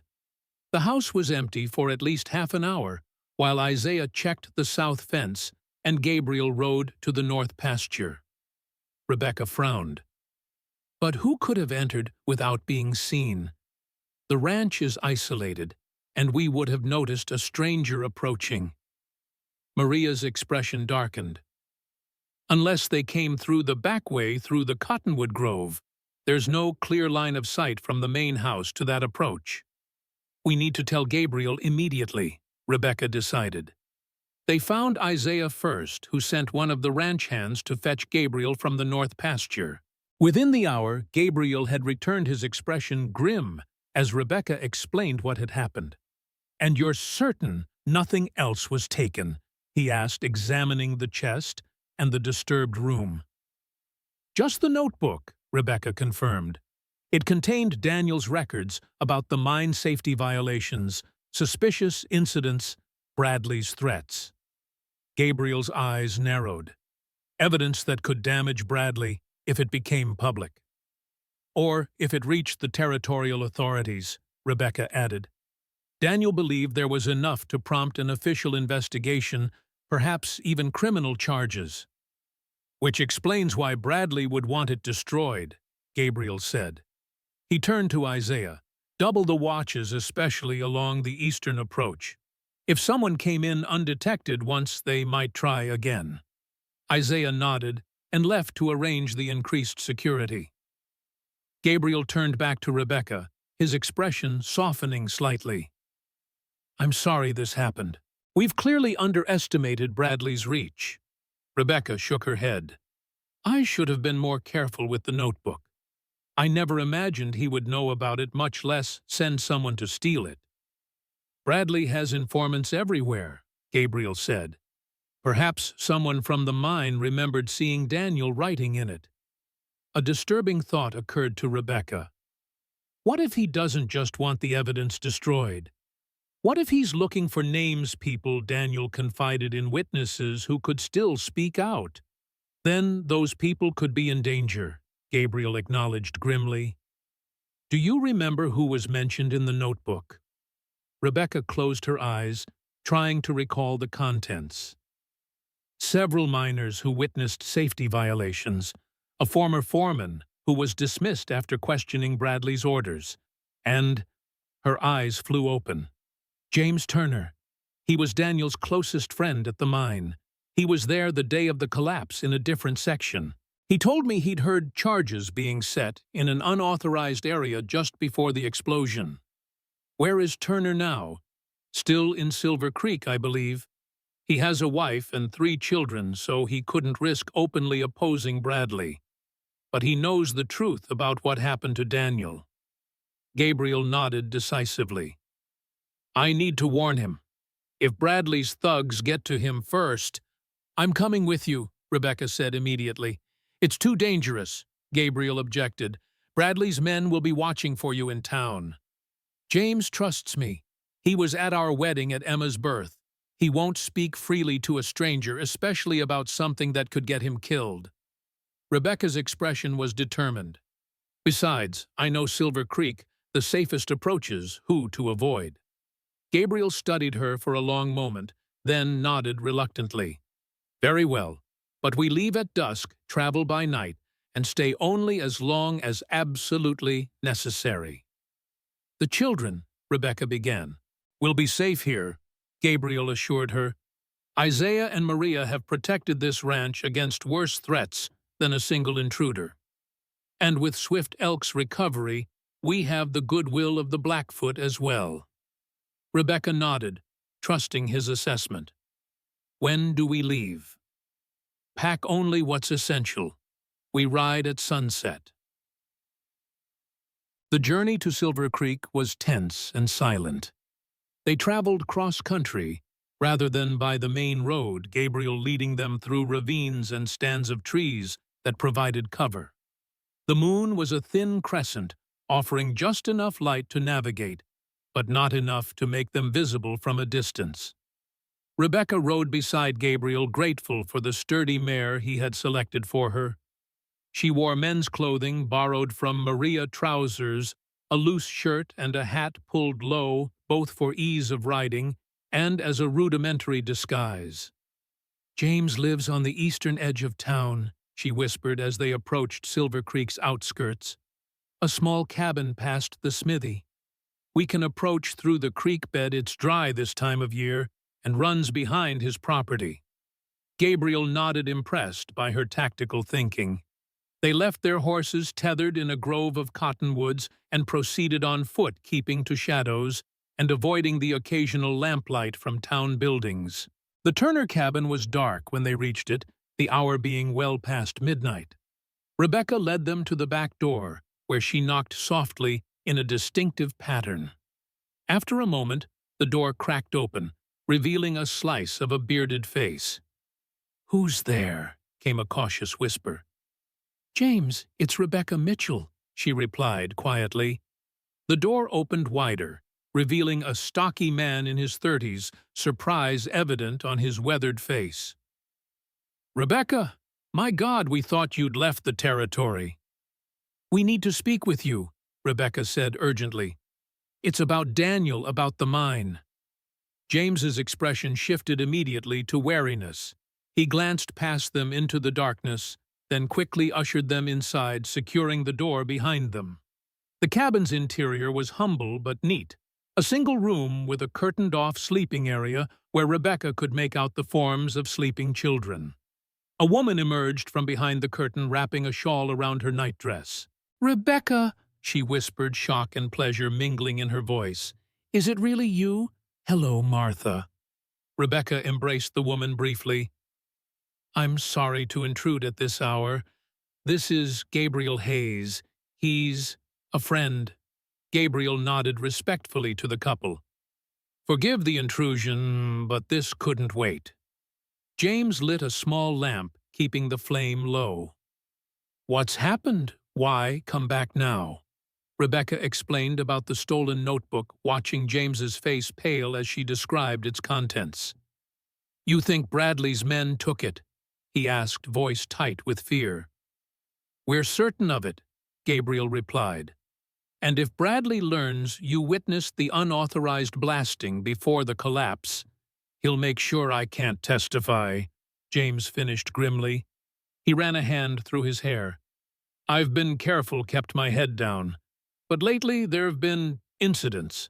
Tools missing, strange accidents in my section. Last week a support beam nearly crushed me, a beam I'd personally checked the day before." Martha placed a trembling hand on her husband's shoulder. "You think Bradley suspects?" "Or someone talked," James said. "The mine's rotten with Bradley's spies." "You need to leave Silver Creek," Gabriel said bluntly. "Tonight, if possible. Tomorrow, at the latest." James exchanged a look with his wife. "We've nowhere to go, no money saved. The company store ensures we're always in debt." "Willow Creek has room," Gabriel offered. "At least temporarily, until you can make other arrangements." Rebecca saw the same surprise on James's face that she had felt when Gabriel had made a similar offer to her family. "You'd take in all of us strangers?" "You're hardly strangers if you're friends of Rebecca's," Gabriel replied simply. Martha's eyes filled with tears. "The children, we can't risk them if Bradley—" A sudden noise outside cut her off, the unmistakable sound of approaching footsteps. James immediately extinguished the lamp, plunging the cabin into darkness. "Back door," he whispered urgently. "Go." But before they could move, The front door crashed open, and lantern light flooded the small space. 3 men burst in, pistols drawn. Rebecca recognized them immediately. Bradley's private security hired thugs who did his dirty work around Silver Creek. "Well, well," drawled the leader, a tall man with a pockmarked face. "Quite the midnight gathering." "Dawson," James acknowledged, stepping in front of his wife. "What's the meaning of this breaking into a man's home in the middle of the night?" "Orders from Mr. Bradley," Dawson interrupted. "Seems you've been sharing stories that aren't yours to tell Turner." His gaze shifted to Rebecca, a slow smile spreading across his face. "And Mrs. Mitchell, Mr. Bradley will be mighty interested to know you're back in town." Gabriel had moved slightly to the side, positioning himself at an angle to the intruders, his posture relaxed but alert. Rebecca recognized the deliberate placement he was creating distance, giving himself room to maneuver if necessary. "Your business is with me," James said steadily. "Let the others go." Dawson laughed. "That's not how this works. Mr. Bradley wants all of you, especially her." He jerked his head toward Rebecca. "Seems you had something that belongs to him, ma'am. A little book of lies about the mine." "Not live," Rebecca countered, her voice stronger than she felt. "Evidence of Bradley's crimes." "Crimes," Dawson mocked. "Accidents happen in mining. Dangerous work. Your husband should have known better than to cause trouble." Rebecca felt rage rising within her, but Gabriel's voice cut through before she could respond. "Put down your weapons," he said calmly. "Walk away now, and no one needs to get hurt." Dawson turned his attention to Gabriel, sizing him up. "And who might you be, Mr. Someone who knows that 3 against 1 is only good odds if the one isn't prepared." Gabriel's hand hadn't moved toward a weapon, but something in his stance made Dawson hesitate. The brief distraction was all James needed. With a sudden movement, he flung a nearby pot toward the lamp held by one of Dawson's men. The cabin plunged into darkness as the lamp shattered, kerosene igniting in a brief flash that disoriented the intruders. Chaos erupted. Rebecca heard the sounds of struggle, a pistol firing wildly, Martha screaming for her children. Someone grabbed Rebecca's arm. Gabriel, she realized with relief as he pulled her toward what she hoped was the back door. They stumbled outside, Gabriel's grip firm on her arm. Behind them, more shots rang out, followed by a cry of pain that Rebecca prayed wasn't James or Martha. "The children," she gasped, trying to turn back. "James has them," Gabriel assured her, propelling her forward into the darkness. "He was right behind us." Sure enough, as they reached the dry creek bed, shadowy figures joined them, James carrying his youngest child, Martha, with the other 2 all moving as quickly and quietly as possible away from the cabin. They reached the cottonwood grove where the horses waited, but Gabriel immediately signaled for silence. In the distance, they could hear shouts and the sounds of more men approaching from town. "They're bringing reinforcements," James whispered, his face pale in the faint moonlight. Blood trickled from a cut on his forehead. "They'll search every inch of Silver Creek." "Then we don't stay in Silver Creek," Gabriel decided. "Can the children ride?" "The older 2 can share a mount with us," Martha said. "I'll take the little one." Gabriel quickly arranged them, James and his oldest son on one horse, Martha and the youngest on another, their middle child riding with Rebecca. He took the lead position, guiding them not back toward Willow Creek, but south away from both the town and the ranch. "Where are we going?" Rebecca called softly as they rode. "Circle Road," Gabriel replied over his shoulder. "We can't risk leading them directly back to Willow Creek. We'll use the river crossing at Dawn's Ford, then cut back north through Blackfoot territory." "Blackfoot territory," James repeated, alarm evident in his voice. "That's suicide." "Not if you're with me," Gabriel assured him. We have an understanding with the Blackfoot. They'll let us pass safely, perhaps even provide protection if Bradley's men are foolish enough to follow. They rode through the night, the children remarkably stoic, despite their fear and exhaustion. Dawn was breaking when they reached the ford. Gabriel had mentioned a shallow crossing where the river widened and slowed. As they allowed the horses to drink, Gabriel examined James's head wound. Clean cut, he determined. Not serious, but we'll need to bandage it properly when we reach the ranch. Those men, James said quietly, glancing at his family to ensure they couldn't overhear. I've never seen Bradley's thugs so bold, breaking into a home shooting without provocation. Bradley's growing desperate, Gabriel observed. The notebook must contain more damaging evidence than even Rebecca realized.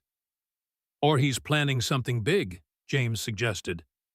Something he can't afford to have witnessed or recorded. Rebecca joined them, having settled the Turner children on a fallen log with some jerky from Gabriel's saddlebag. What do you mean, something big? James lowered his voice further. There've been surveyors at the North Ridge where the mine borders Hayes's land. Rumors about a new vein of silver richer than anything they've found before. Gabriel's expression sharpened. My land. James nodded. Bradley's been buying up every property he can around the North Ridge. But yours is the key piece. The ridge extends right into your grazing land. So that's why Wyatt was so interested in my arrangement with the Blackfoot, Gabriel muttered. Bradley wants my land, and he's looking for any leverage he can find. If there's silver under your property, Rebecca said slowly, Bradley won't stop at legal means to get it. No, Gabriel agreed grimly. He won't. The implications hung heavy in the air between them. Bradley had already demonstrated his willingness to eliminate obstacles to his ambitions. Daniel had been one such obstacle. Now Gabriel, with his strategic landholdings and alliance with the Blackfoot, represented an even greater impediment to Bradley's expansion plans. We should move, Gabriel said, finally scanning the horizon.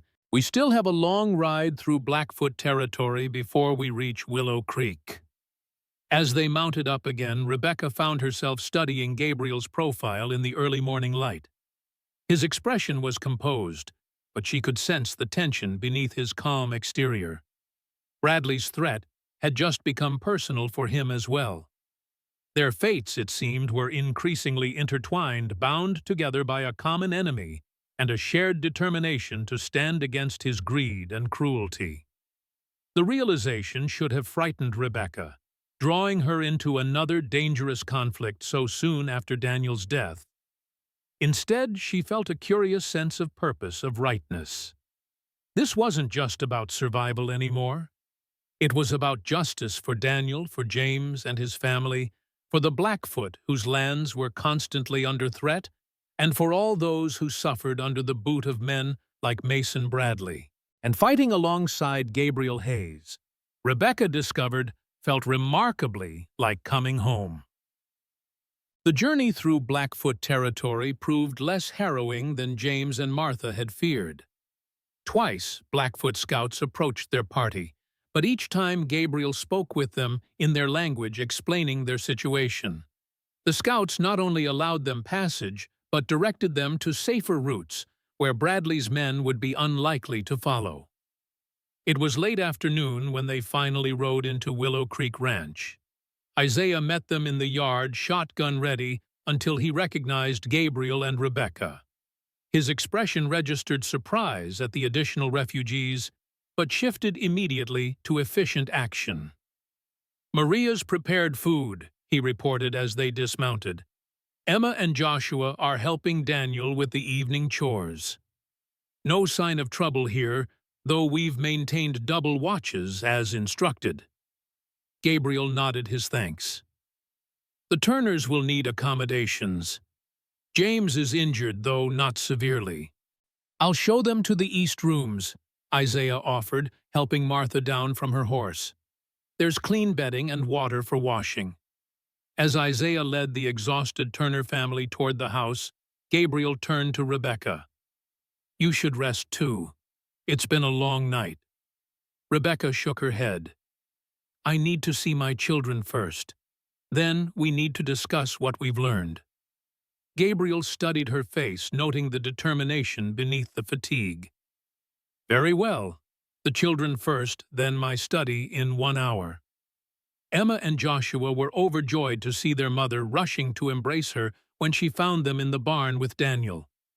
Rebecca held them tightly, relief washing over her at having them safe in her arms again.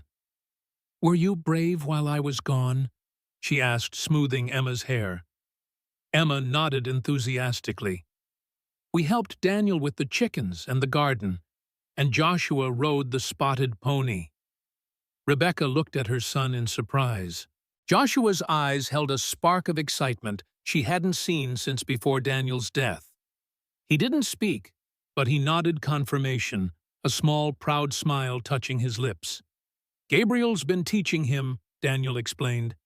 He has a natural seat on horseback. Rebecca felt a surge of gratitude toward Gabriel for this gift, drawing her silent son out of his shell through patience and shared activity. It was yet another debt she owed him, another thread binding her to Willow Creek and its unusual household. After ensuring the children were settled with Maria and meeting briefly with Martha to check on the Turner family, Rebecca made her way to Gabriel's study. She found him at his desk examining a large map of the territory with Isaiah.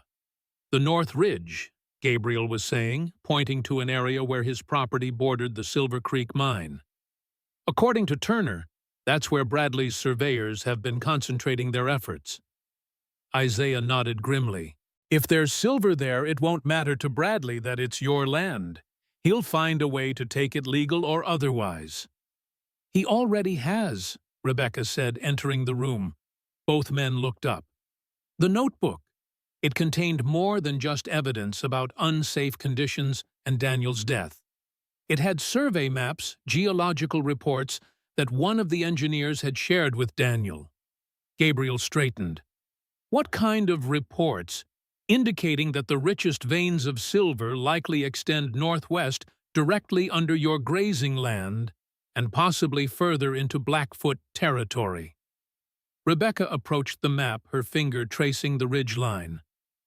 Daniel believed Bradley had known this for years, but kept it quiet, while he maneuvered to acquire the surrounding properties cheaply.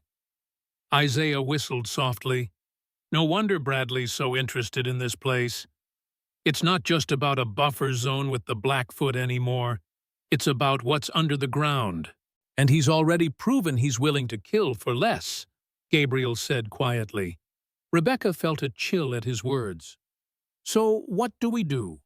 Bradley has the notebook now. The evidence is gone. Gabriel's expression was thoughtful.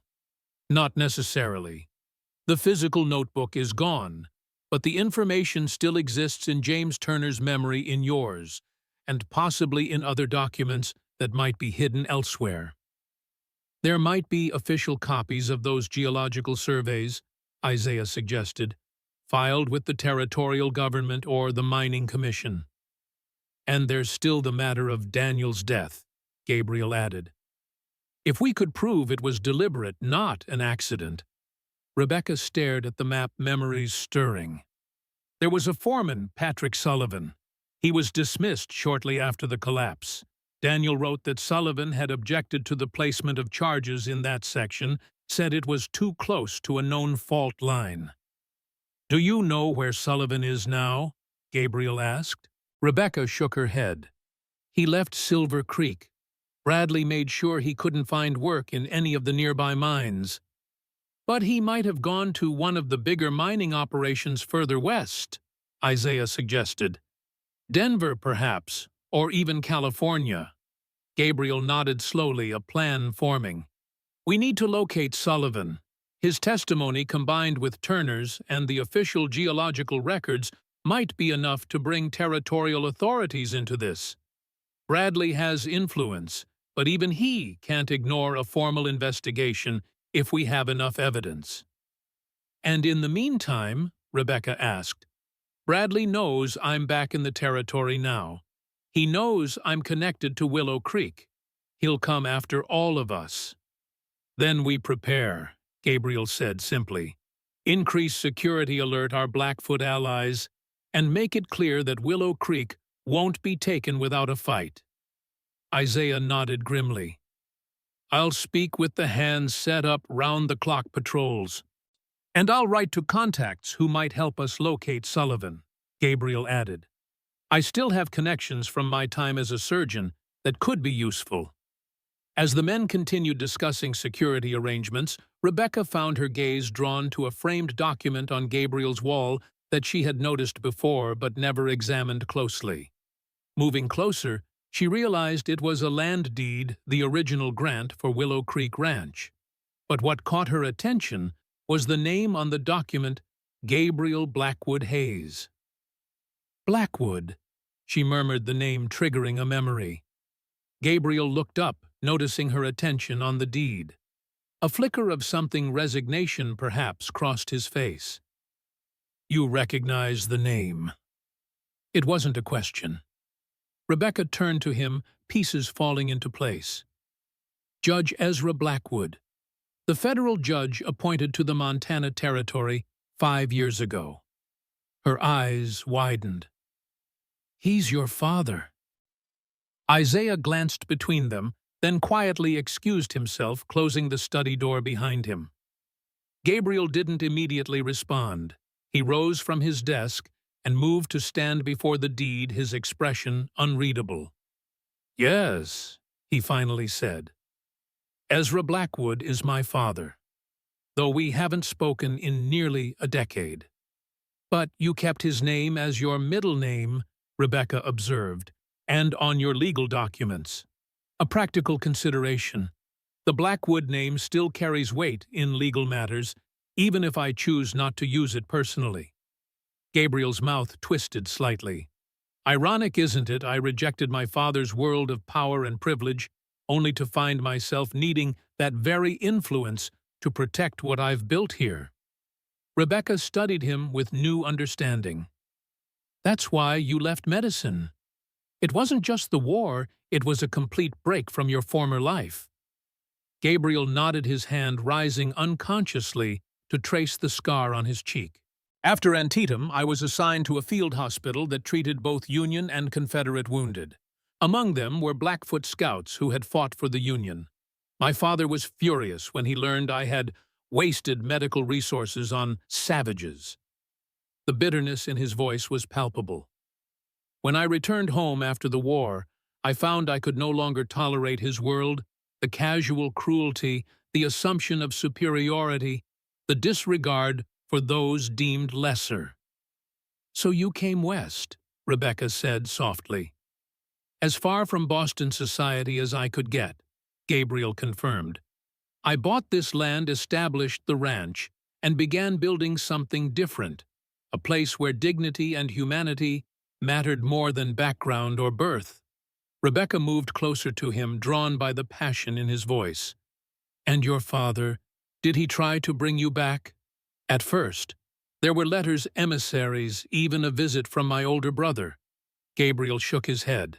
Eventually, they accepted that the wayward son was lost to them. When my father received the appointment to the territorial judgeship, I thought he might appear on my doorstep, but he never did. He holds court in Helena, barely 50 miles from here, yet we exist in separate worlds. But you kept his name, Rebecca repeated, sensing the significance of this choice. Gabriel was silent for a moment, his gaze distant. Perhaps some part of me still hopes for reconciliation, not a return to his world, but his recognition of the value in mine. He shook his head slightly. A foolish sentiment. Not foolish, Rebecca said gently. Human. Their eyes met, and Rebecca felt a current of understanding pass between them. Gabriel had revealed a vulnerability, a complexity to his character that went beyond the stoic rancher he presented to the world. In doing so, he had given her a gift trust. "Your father's position," she said after a moment, "could it help us against Bradley?" Gabriel's expression shifted back to practicality. "Possibly, though our estrangement complicates matters, and Bradley has his own political connections. But a federal judge would have to act on clear evidence of criminal activity regardless of personal feelings," Rebecca pressed. "If we found Sullivan secured his testimony along with Turner's—" "It could work," Gabriel acknowledged. "But we would need irrefutable evidence, and we would need to survive Bradley's immediate retaliation while we gather it." Rebecca nodded, determination filling her. "Then that's our path. We find Sullivan, collect the evidence, and bring Bradley to justice not just for Daniel, but for everyone he's harmed." Gabriel studied her admiration clear in his eyes. "You're remarkable, Rebecca Mitchell. Many would have broken under the weight of what you've endured. Instead, you stand taller, fight harder." "I could say the same of you," she replied softly. "Most men of your background would never have chosen this life, this fight." Something shifted in Gabriel's expression, a warmth that transformed his features. For a breathless moment, Rebecca thought he might reach for her. Instead, he moved back to his desk, though his eyes held hers. "We should join the others," he said. "There are arrangements to be made if we're to withstand whatever Bradley sends our way." Rebecca nodded, both relieved and oddly disappointed by the return to practicality. As they left the study together, she found herself acutely aware of Gabriel beside her, his steady presence, his principled strength, the complexity beneath his reserved exterior. In the days ahead, they would face danger and uncertainty. Bradley's vengeance would not be easily thwarted. But for the first time since Daniel's death, Rebecca felt truly alive, engaged in a purpose larger than mere survival, alongside people whose values aligned with her own. And if her growing feelings for Gabriel complicated matters, well, that was a challenge she would face when the time came. For now, there was work to be done, justice to be sought, and a home to defend. The next week at Willow Creek passed in a flurry of preparation. Gabriel sent riders to trusted contacts who might help locate Patrick Sullivan. Isaiah organized the ranch hands into a defensive force, establishing regular patrols and lookout positions. Maria ensured food stores were stocked in case they needed to withstand a prolonged siege. James Turner recovered from his head wound and quickly proved his worth, his mining experience providing valuable insights into Bradley's likely strategies. His family settled into the rhythm of ranch life, their children forming fast friendships with Emma, Joshua, and Daniel. Rebecca divided her time between caring for the children, organizing medical supplies, and working with Gabriel to document everything she and James could remember from Daniel's notebook. In the evenings, they often sat together in his study, piecing together the puzzle of Bradley's operations and plotting their next moves. It was during one such evening, as August's second week drew to a close, that a rider approached Willow Creek at dusk. Isaiah spotted him first, alerting Gabriel and Rebecca as they worked in the study. "Single rider," Isaiah reported, "coming from the east, moving slow. Doesn't look like one of Bradley's men." Gabriel checked his revolver before heading to the porch, Rebecca and Isaiah flanking him. As the rider drew closer, Rebecca made out the distinctive hat and coat of a marshal, a federal lawman, not Sheriff Wyatt or one of his deputies. "U.S. Marshal," Gabriel confirmed, tension evident in his stance. "Question is, whose side is he on?" The marshal reined in his horse at a respectful distance, raising his hands slightly to show he meant no threat. "Gabriel Hayes," he called. "I'm Marshal Thomas Prescott. I'd like a word if you don't mind." Gabriel nodded, though his posture remained wary. "Dismount and approach slowly, Marshal. These are cautious times." Prescott complied, tying his horse to the hitching post and walking toward the porch with deliberate steps. He was a man in his 40s, weathered but fit, with intelligent eyes that took in the armed reception without comment. "Mr. Hayes," he said, touching the brim of his hat. "Ma'am, I appreciate your caution given the circumstances." "What circumstances would those be?" Marshal Gabriel asked evenly. Prescott's gaze shifted between them. "I think you know. Mason Bradley has filed formal complaints against this ranch harboring fugitives, interfering with legitimate business operations, even allegations of inciting the Blackfoot against settlers." Rebecca felt her heart sink. Bradley was using official channels now, not just his private thugs. "All false accusations," Gabriel replied calmly, "though I'm curious why a U.S. Marshal is involving himself in what should be local matters." "Normally I wouldn't," Prescott agreed, "but I received instructions from Judge Blackwood himself to investigate personally rather than leaving it to local authorities." Rebecca exchanged a startled glance with Gabriel. His father had intervened. "May I come inside, Mr. Hayes?" Prescott asked. "What I have to say is better discussed in private."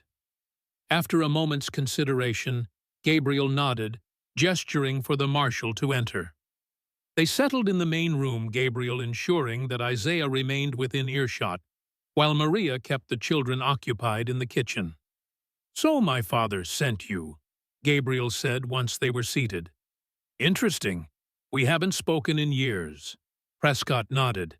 "He mentioned that. He also mentioned that despite your differences, he has never doubted your integrity." Gabriel's eyebrows rose slightly, the only indication of his surprise. "Did he?" "Judge Blackwood received a visit from Bradley 2 days ago," Prescott continued. "Bradley was seeking federal support for his expansion plans and for action against what he termed renegade elements interfering with development." The marshal's mouth quirked slightly. "The judge was not receptive." "My father turned Bradley down," Gabriel asked, genuine surprise in his voice. "More than that," Prescott said. "He instructed me to conduct a thorough investigation not just of the complaints against you, but of Bradley's mining operation itself. There have been rumors, irregularities in his business practices, questions about safety violations, allegations of violence against workers who protest conditions." Rebecca leaned forward. "Those aren't rumors, Marshal. They're facts. My husband Daniel Mitchell was killed in Bradley's mine last year, not in an accident, but in a deliberate collapse designed to silence his organizing efforts." Prescott turned his attention to her. "You have evidence of this." "We did," Rebecca explained about Daniel's notebook and its theft. "But there are witnesses. James Turner, who works here now, was at the mine that day, and we believe the former foreman, Patrick Sullivan, could corroborate that charges were set improperly against his explicit warnings." The marshal listened intently, occasionally making notes in a small book. "Sullivan's testimony would be valuable if we can find him. Do you have any idea where he went after leaving Silver Creek?" "We've sent inquiries to mining operations in Colorado and Idaho," Gabriel said. "No responses yet." Prescott nodded thoughtfully. "I have resources that might help locate him more quickly." He turned back to Rebecca. "Mrs. Mitchell, would you be willing to provide a formal statement about your husband's death and Bradley's actions afterward?" "Of course," Rebecca said firmly. "I want justice for Daniel and for everyone else Bradley has harmed. And I'd like to speak with Turner as well," Prescott added. "Build as complete a picture as possible before proceeding." Gabriel studied the martial caution still evident in his posture. "Why are you really here, Prescott? A U.S. Marshal doesn't normally involve himself in a mining dispute or a rancher's quarrel with the local power broker." Prescott met his gaze directly. "Because Judge Blackwood believes there's more at stake here than a simple land dispute. Bradley's influence has grown unchecked for years. There are concerns about corruption in local government, violence against those who oppose him, and illegal tactics to acquire land, particularly native land. The Blackfoot territory, Gabriel said with sudden understanding. Bradley wants the silver that might extend under their hunting grounds. Exactly. Prescott leaned forward. The federal government has treaties with the Blackfoot. If Bradley is plotting to seize their land or provoke conflicts that would justify military intervention, it would violate federal law, Gabriel finished. Hence your involvement. That and your father's personal interest in seeing justice done. Prescott's expression softened slightly. He spoke of you with respect, Mr. Hayes. Whatever your past differences, he seems proud of what you've built here. Gabriel's face revealed nothing, but Rebecca sensed the impact of these words. After a moment, he nodded. What do you need from us, Marshal? Statements from everyone who has witnessed Bradley's illegal activities. Any documentation you've managed to recreate from memory. And your continued cooperation as we build a case. Prescott hesitated. I should warn you, this won't happen overnight. Building a federal case against someone with Bradley's connections will take time. And he's likely to escalate his efforts against you once he realizes an investigation is underway. We're prepared for that, Gabriel assured him. Willow Creek can defend itself. I hope it doesn't come to that, Prescott said grimly.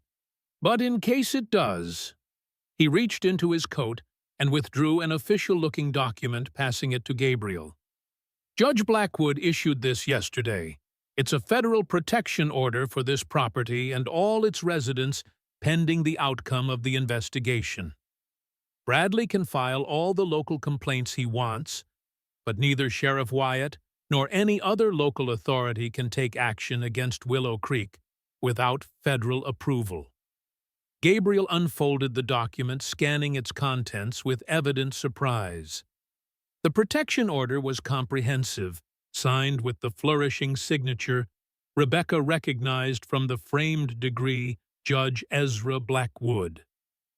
This is unexpected, Gabriel admitted. Your father may be traditional in his views, Mr. Hayes, but he believes in the law above all else. When presented with evidence of Bradley's corruption, he acted as a judge should, impartially and decisively. Prescott stood. I'll return tomorrow to take formal statements. In the meantime, keep that document handy. If Wyatt or any of Bradley's men approach, show it to them immediately. As Gabriel walked the marshal to the door, Rebecca remained seated, processing this unexpected turn of events. Judge Blackwood's intervention changed everything, providing not just practical protection, but a powerful ally in their struggle against Bradley. More than that, it represented a potential healing of the breach between Gabriel and his father. The judge's respect for his son's work, his willingness to act on Gabriel's behalf, despite their estrangement, these were olive branches extended across years of silence. When Gabriel returned, his expression was thoughtful, almost bemused. 10 years, he said quietly. 10 years without a word. And now this. He's proud of you, Rebecca said, echoing Prescott's words. Despite everything, he recognizes the value of what you've built here. Gabriel shook his head slightly. Or he simply couldn't ignore clear evidence of Bradley's corruption. My father has always been a stickler for proper legal procedure regardless of personal feelings. Perhaps, Rebecca acknowledged, but he specifically assigned a U.S. Marshal to investigate rather than dismissing the complaints. He issued a federal protection order for your property. Those are significant actions, Gabriel. Yes, he agreed, his voice softer. They are. Rebecca moved closer to him, drawn by the vulnerability beneath his composed exterior. Does it matter to you, his approval after all this time? Gabriel was silent for a long moment, his gaze distant. I thought it didn't, he finally said. I believed I had moved beyond needing his recognition or understanding. But now, he looked down at the protection order in his hands. Now I find that perhaps I never stopped hoping for some sign that he saw value in the path I chose. The admission, so honest and unguarded, touched Rebecca deeply. She reached out her hand, covering his where it rested on the document. He sees it now. That matters. Gabriel's fingers curled around hers, warm and strong. His eyes, when they met hers, held a depth of emotion that took her breath away. "Yes," he said softly, "it does." They stood like that for a moment, connected by touch and understanding, until the sound of approaching footsteps broke the spell. Gabriel released her hand as Isaiah appeared in the doorway to report that supper was ready. As they joined the others for the evening meal, Rebecca found herself watching Gabriel, the subtle changes in his demeanor, the occasional distant look that suggested he was still processing his father's unexpected intervention. This glimpse into his personal history, the unresolved relationship with his father, added new dimensions to her understanding of the man who had become so important to her. And, as the household discussed Marshall Prescott's visit and its implications, Rebecca realized that Willow Creek had become more than a temporary sanctuary. It had become home, a place of purpose, community, and belonging. Whatever Bradley might attempt in the days ahead, she was committed to defending it. Not just for her children's sake or for Daniel's memory, but for herself. For the future she was beginning to envision, alongside the remarkable man who had created this haven for the displaced and the determined. A future that, for the first time since Daniel's death, she allowed herself to truly hope for. The late August heat lay heavy over Willow Creek Ranch, as Marshall Prescott returned the following day to take statements from Rebecca James Turner and the others. The process was thorough.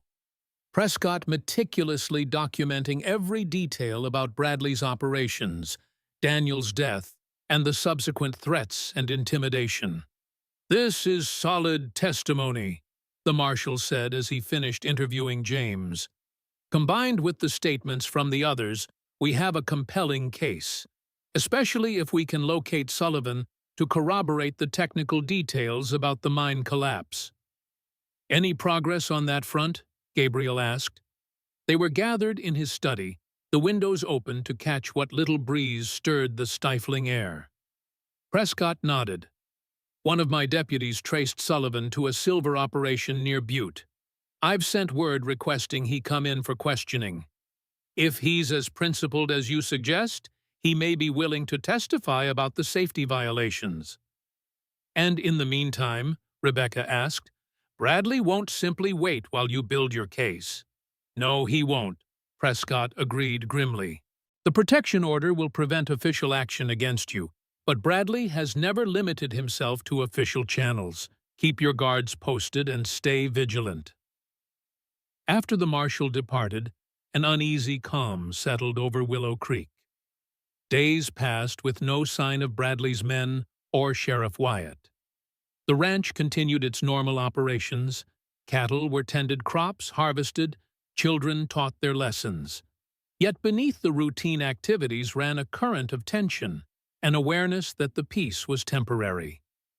Rebecca found herself watching the horizon each evening, half expecting to see riders approaching. Gabriel doubled the night watches, and Isaiah conducted regular patrols of the property boundaries. Even the children sensed the heightened alertness, staying closer to the main buildings than usual during their play. It was during this period of watchful waiting that Rebecca noticed a subtle change in Joshua. Her son, silent since Daniel's death, had begun to follow Gabriel whenever the rancher worked with the horses. At first, Gabriel had simply allowed the boy's presence, acknowledging him with a nod, but making no demands on his attention. Gradually, he began to involve Joshua in small tasks, holding a brush, fetching a saddle blanket, steadying a bucket of oats. One evening, as Rebecca watched from the porch, Gabriel lifted Joshua onto the spotted pony the boy had favored. Instead of just sitting on the animal's back, as he had done before, Joshua took the reins in his small hands, his posture straightening with newfound confidence. Gabriel walked beside them, one hand resting lightly on the pony's neck, as they made a slow circuit of the karee. When they returned to the gate where Rebecca waited, Joshua's face held something she hadn't seen in nearly a year: pride and the ghost of a smile. Gabriel lifted him down, his large hands gentle on the boy's narrow shoulders. "Good work today," he said, his voice carrying the same respect he might use with one of his ranch hands. "Tomorrow we'll try a trot." Joshua nodded solemnly, then, to Rebecca's astonishment, spoke his first words in nearly a year. "Thank you, sir." The words were soft, barely audible, but unmistakable. Gabriel's expression revealed his own surprise, quickly masked with casual acceptance. "You're welcome, Joshua. You have a natural way with horses." The boy ducked his head shyly and hurried to Rebecca's side. She placed a trembling hand on his hair emotion, making it difficult to speak. Over Joshua's head, her eyes met Gabriel's, conveying a gratitude too profound for words. Gabriel acknowledged her with a slight nod, his own eyes warm with understanding. In that moment, something shifted between them, a deepening of connection, a recognition of shared achievement in helping this wounded child find his voice again. Later that night, after the children were asleep, Rebecca found Gabriel on the front porch. He stood at the railing, gazing out at the star-filled Montana sky, a glass of whiskey in his hand. He turned at her approach, offering a small smile that softened the stern lines of his face. "I thought you might be asleep," he said. "I couldn't," Rebecca admitted, joining him at the railing. "Too much on my mind." Gabriel studied her in the moonlight. "Joshua's progress." "Yes."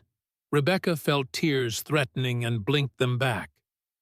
"I've prayed for months to hear his voice again. I'd almost given up hope." "Children are remarkably resilient," Gabriel observed. "They heal in their own time, in their own ways." "You helped him find that way," Rebecca said softly. "With the horses, with your patience. You gave him something I couldn't." Gabriel shook his head. "I only provided the opportunity. Joshua found his own courage." "A courage he inherited from his father." Rebecca murmured, memories of Daniel surfacing with less pain than before. "And his mother," Gabriel added, his voice low and sincere. Rebecca turned to him, touched by the compliment. "You've done so much for us, Gabriel. Taken us in, protected us, helped my son find his voice again. I don't know how I can ever repay you." "There's nothing to repay," Gabriel replied. "You've brought as much to Willow Creek as you've received. Your medical skills, your strength, your determination to see justice done, these are gifts to all of us." The sincerity in his voice warmed Rebecca more than the summer night. She was acutely aware of his presence beside her, of the scant inches separating them at the railing. The impulse to close that distance, to lean into his solid strength, was almost overwhelming. Before she could act on it, a sound from the darkness caught their attention, the distant approach of horses moving fast. Gabriel straightened, instantly alert. "Get inside," he said quietly. "Wake Isaiah and James. Tell them to arm themselves." Rebecca hurried to comply, her heart pounding. By the time she returned to the porch with the others, the riders were visible in the moonlight, 5 men approaching at a gallop, their intent clearly not peaceful. Gabriel stood calmly on the porch steps, rifle in hand, but not yet raised. Isaiah positioned himself to the right, shotgun ready, while James took up a position to the left with a revolver. Rebecca remained on the porch, her own small pistol, a gift from Gabriel after their return from Silver Creek, concealed in the folds of her skirt. The riders pulled up short, about 30 yards from the house, dust billowing around their horses in the moonlight. Rebecca recognized Dawson, the leader of Bradley's thugs, who had attacked the Turner cabin. With him were four rough-looking men, all armed, their expressions visible even in the dim light, cruel anticipation mixed with wariness. "Please," Dawson called. "We got business to discuss." "It's past calling hours, Dawson," Gabriel replied evenly. "State your business and be gone." Dawson's laugh was ugly in the night air. "Our business is simple. Bradley wants what's his, the North Ridge and everything under it. He's prepared to be generous $5,000 for the whole spread lock, stock, and barrel." "This land isn't for sale," Gabriel replied. "As I've told Bradley before." "That was before," Dawson countered. "Circumstances have changed. Bradley knows about your little arrangement with the judge, your daddy swooping in to protect his boy." He spat in the dirt. "But federal protection only works if there's someone alive to protect." The threat hung in the air, blatant and vicious. Gabriel's posture remained relaxed, but Rebecca could sense the tension coiling beneath his calm exterior.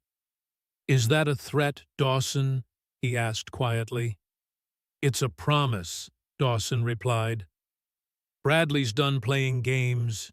You've got till noon tomorrow to clear out, all of you. After that, we burn this place to the ground, and anyone still here burns with it." Isaiah shifted slightly, the movement drawing Dawson's attention. The thug's eyes narrowed at the sight of the black man with a shotgun. "Your careful," Gabriel interrupted, his voice like steel. "The next word from your mouth might be your last." Something in his tone gave even Dawson pause. The gunman eyed the three armed men facing him, perhaps calculating the odds for the first time. "Noon tomorrow," he repeated, less certainty in his voice. "Bradley's offer expires then." "Your trespassing privileges expire now," Gabriel countered. "Ride out. Don't come back." For a tense moment, Rebecca thought Dawson might order his men to attack. Then he yanked his horse around. "Your funeral haze, all of you." The riders departed in a cloud of dust and pounding hooves, leaving an ominous silence in their wake. Gabriel lowered his rifle, turning to Isaiah and James. "Double the night watch. No one sleeps alone in the outlying buildings. All children stay in the main house." "You think they'll attack tonight?" James asked, his face pale in the moonlight. "No," Gabriel replied. "Bradley's too calculating for that. The ultimatum is real. He'll wait until noon tomorrow. But we prepare as if they could come at any time." "What are we going to do?" Rebecca asked as they moved inside. "Even with the protection order, the marshal isn't here, and Bradley's men clearly don't care about legal documents." Gabriel's expression was grim but determined. "We send for help. James, ride to the Blackfoot camp at first light. Ask Running Wolf for warriors to supplement our defenses. Isaiah, get word to Marshal Prescott about the direct threat." "And the rest of us," Rebecca pressed. "We prepare for a fight," Gabriel said simply. "Move supplies to the root cellar, food, water, medical necessities. The cellar can serve as both refuge for the non-combatants and fallback position if needed." Rebecca nodded, practical concerns overriding fear. "I'll organize the medical supplies immediately." Gabriel caught her arm gently as she turned to go. "Rebecca," he said, his voice softer, "we'll defend this place. I won't let Bradley take Willow Creek or harm anyone here." The fierce determination in his eyes steadied her. "I know," she said. "Neither will I." As the household mobilized, Rebecca found herself moving with calm efficiency, directing Maria and Martha in gathering essential supplies. The children were woken and moved to interior rooms, their frightened questions answered with reassuring half-truths. Emma, perceptive as always, clearly didn't believe the adult explanations, but helped calm the younger children with stories and games. Joshua remained close to his mother, silent again, but watchful. When Rebecca knelt to his level intending to offer comfort, he surprised her by speaking again. "Is the bad man from the mine coming?" he asked, his voice barely audible. Rebecca hesitated, torn between protection and honesty. "Some men who work for him might come," she admitted finally. "But Gabriel and Isaiah and the others will protect us." Joshua nodded solemnly. "Like Papa tried to protect the miners." The question pierced Rebecca's heart. "Yes," she whispered, "exactly like that." "Then we have to help," Joshua said, with simple certainty. "Papa would help." Rebecca gathered her son into her arms, holding him tightly as tears threatened. "Yes, he would," she agreed. "And we will." Throughout the night, the ranch prepared for the confrontation to come. Positions were fortified weapons, distributed plans, made for various scenarios. Rebecca worked alongside the others, her nursing experience proving valuable in organizing emergency medical stations in both the main house and the root cellar. Dawn broke with no sign of Bradley's men, just as Gabriel had predicted.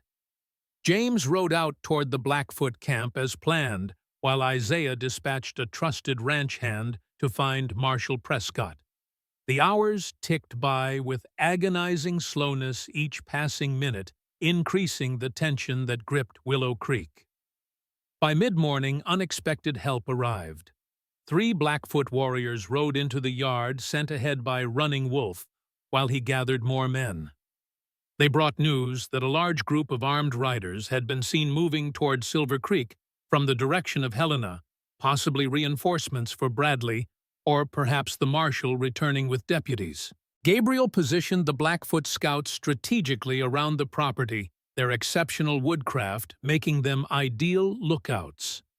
The morning crept toward noon, the summer heat intensifying, along with the sense of impending confrontation. At 11, Rebecca gathered the children in the main room for a final briefing before they would be moved to the root cellar. She was explaining the plan when Gabriel entered, his expression grave. "Riders coming," he announced. "More than before.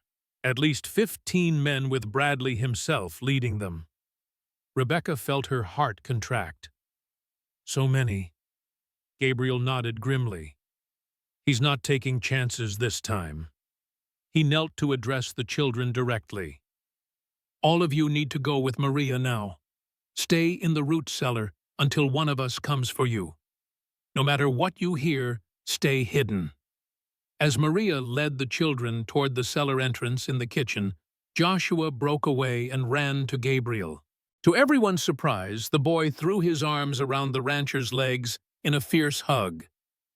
"Be careful," he whispered. "Like you told me with the horses." Gabriel placed a gentle hand on Joshua's head. "I will," he promised.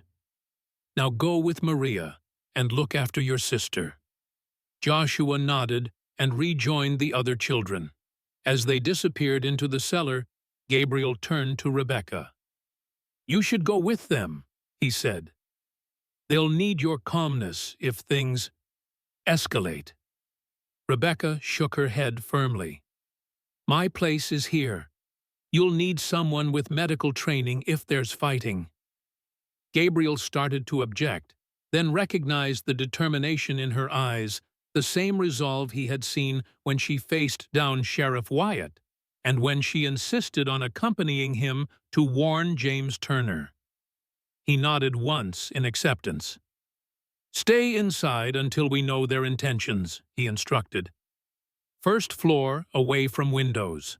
Rebecca positioned herself in the hallway, where she could observe through a small side window without being easily seen. Outside, Gabriel, Isaiah, James, and the ranch hands had taken up defensive positions around the yard and porch. The 3 Blackfoot warriors remained hidden, providing unseen protection from elevated positions. Bradley's men arrived with a thunderous approach, 15 riders creating a cloud of dust visible long before they reached the ranch. They drew up in a loose semicircle before the house, Bradley himself at the center. The mine owner sat his horse with the awkward posture of a man unaccustomed to riding his corpulent frame, straining the seams of an expensive suit despite the heat. "Hayes," Bradley called, his voice carrying across the yard, "I see you've chosen to ignore my generous offer." Gabriel stood on the porch, rifle held casually but visibly. There was no offer to consider, Bradley, just illegal threats against a federally protected property. Bradley's laugh was dismissive. "Protected by a piece of paper signed by your estranged father. How convenient that the black sheep suddenly remembers his family connections when his land is at stake." "The protection order is legal and binding," Gabriel replied evenly. "Marshal Prescott has opened an official investigation into your operations. Any action against this ranch or its residents will only add to the charges against you." Bradley's face flushed with anger. "Charges based on what? The ramblings of a dead troublemaker and the lies of his widow." His gaze shifted, scanning the house as if searching for Rebecca. "Speaking of which, where is Mrs. Mitchell, still hiding behind your skirts?" "Hayes." "I'm right here, Mr. Bradley." Rebecca stepped onto the porch beside Gabriel, ignoring his warning glance. She would not hide while others defended her children and her home. Bradley's eyes narrowed at the sight of her, his expression souring further. "Mrs. Mitchell," he acknowledged coldly. "Still causing trouble, I see. Your husband wasn't enough of a lesson." "My husband was a brave man who stood against your greed and corruption," Rebecca replied, her voice steady despite the fury Bradley's words ignited. "His death wasn't a lesson, it was a murder. Your murder." Murmurs ran through Bradley's men at the direct accusation. Bradley himself seemed momentarily taken aback by her boldness. "Careful, Mrs. Mitchell," he warned. "Slander is a serious offense." "So is murder," Rebecca countered, "and safety violations, and claim jumping, and bribing officials. Shall I continue?" Bradley's face darkened with rage. "You have nothing. No evidence. No witnesses. Just the bitter accusations of a widow too stubborn to accept her husband's foolishness got him killed." "We have more than you think," Gabriel interjected. "Patrick Sullivan has been located. He's prepared to testify about the improper placement of charges that caused the collapse charges you specifically ordered, despite his warnings." This was a calculated bluff. They had no confirmation that Sullivan had been found or would testify, but the effect on Bradley was immediate. His complexion paled, then flushed an alarming purple. "You're lying," he hissed. "Am I?" Gabriel's expression remained impassive. "Sullivan Turner, the geological surveys showing the silver vein extends under my property and Blackfoot land, all part of the federal investigation now. It's over, Bradley. The only question is how many additional charges you'll face when this confrontation is added to the evidence." Bradley's hand moved toward his coat, and for a heart-stopping moment, Rebecca thought he might draw a weapon. Instead, he pulled out a handkerchief, wiping sweat from his brow as he visibly struggled to regain composure. "Fine words," he said finally. "But federal investigations take time. Months, even years. Meanwhile, accidents happen. Ranches burn. People disappear." His gaze traveled deliberately to Rebecca, then back to Gabriel. "How long can you hold out, Hayes? How many are you willing to sacrifice for this worthless piece of land?" "It's not worthless," Gabriel replied. "That's why you want it so badly. But unlike you, I value it for more than what lies beneath it. This is home to every person here. A sanctuary, a community, a place of dignity and purpose. We will defend it." Bradley sneered. "Noble sentiments. Let's see how they hold up against reality." He made a sharp gesture, and his men began to spread out, forming a wider circle around the ranch buildings. Tension crackled in the air like summer lightning. Rebecca felt her heartbeat quicken, aware that the next moments would determine everything. Gabriel's hand brushed hers briefly, a silent reassurance, or perhaps a farewell, before he stepped forward to address Bradley's men directly. "Think carefully," he called, his voice carrying across the yard. "Federal marshals are already on their way. Bradley is facing criminal charges regardless of what happens here today. Those who stand with him will share his fate. Those who leave now might avoid prosecution." Several of Bradley's men exchanged uncertain glances.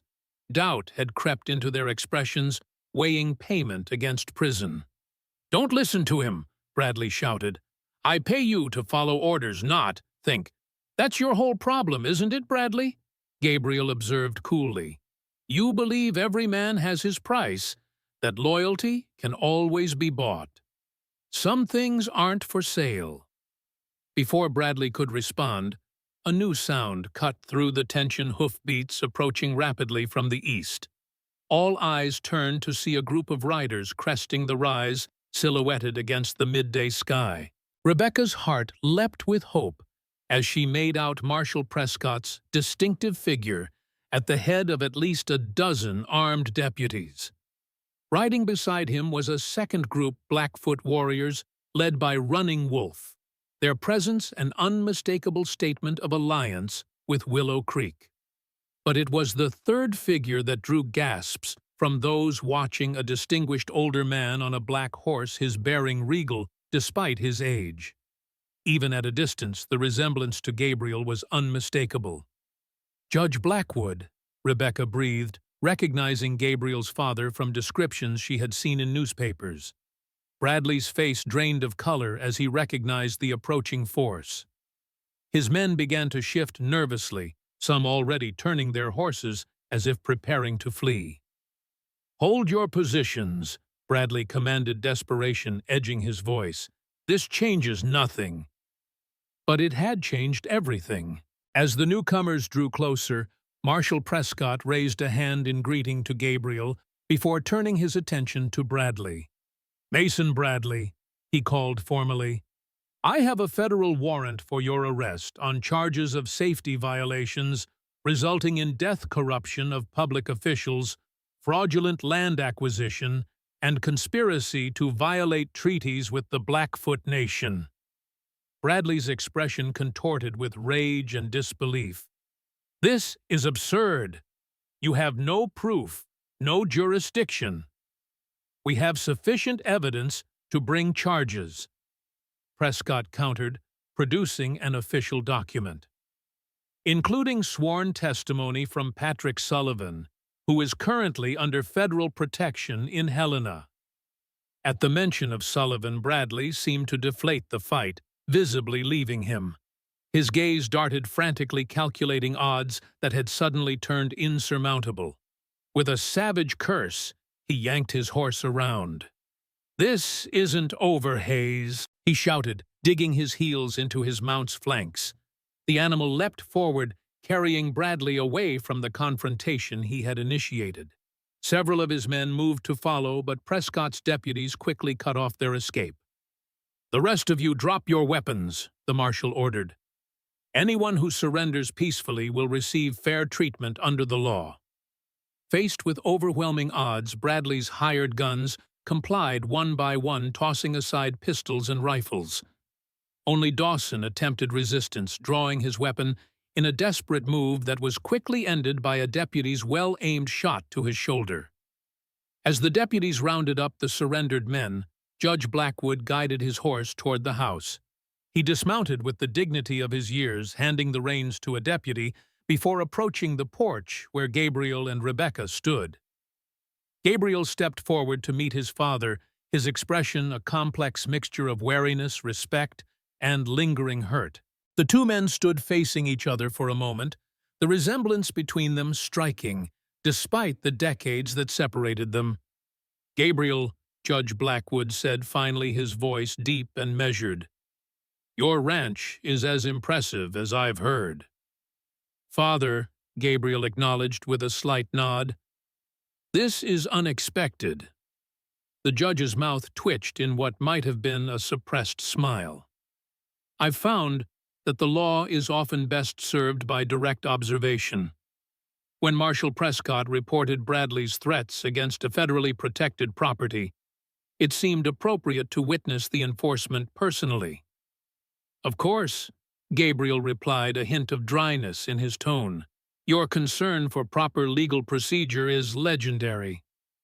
Among other concerns, Judge Blackwood said quietly. His gaze shifted to Rebecca, who stood a respectful distance behind Gabriel. And this must be Mrs. Mitchell. Marshal Prescott spoke highly of your testimony. Rebecca stepped forward, extending her hand. Judge Blackwood, your intervention may have saved lives today. The older man took her hand briefly, his eyes so similar to Gabriel's, assessing her with keen intelligence. Bradley has operated outside the law for too long. Your courage in speaking out against him is commendable. As is your son's, Rebecca replied, a gentle but deliberate reminder of Gabriel's role. Something softened in the judge's expression as he returned his attention to Gabriel. Yes, he agreed. Though courage runs in the family, I suppose. The simple acknowledgement seemed to bridge something between them, not healing the decade of estrangement, but perhaps laying the first plank across the chasm. Marshal Prescott approached, interrupting the moment. Bradley escaped, he reported grimly. We have riders in pursuit, but he had a head start. He won't get far, Judge Blackwood assured him. I've already wired ahead to all possible escape routes. Every sheriff and deputy in the territory has his description. Gabriel frowned. Bradley is desperate now. A desperate man is unpredictable. Agreed, Prescott said. I'll leave deputies here until he's apprehended, just as a precaution. As they discussed security arrangements, Rebecca slipped away to the root cellar to bring the welcome news to the children and the others sheltering there. The reunion was joyful, with Emma and Joshua running to embrace their mother, while Maria offered prayers of thanksgiving. When they emerged into the sunlight, the scene had transformed from tense standoff to organized activity. Bradley's men were being loaded into wagons for transport to Helena, while deputies established defensive positions around the ranch.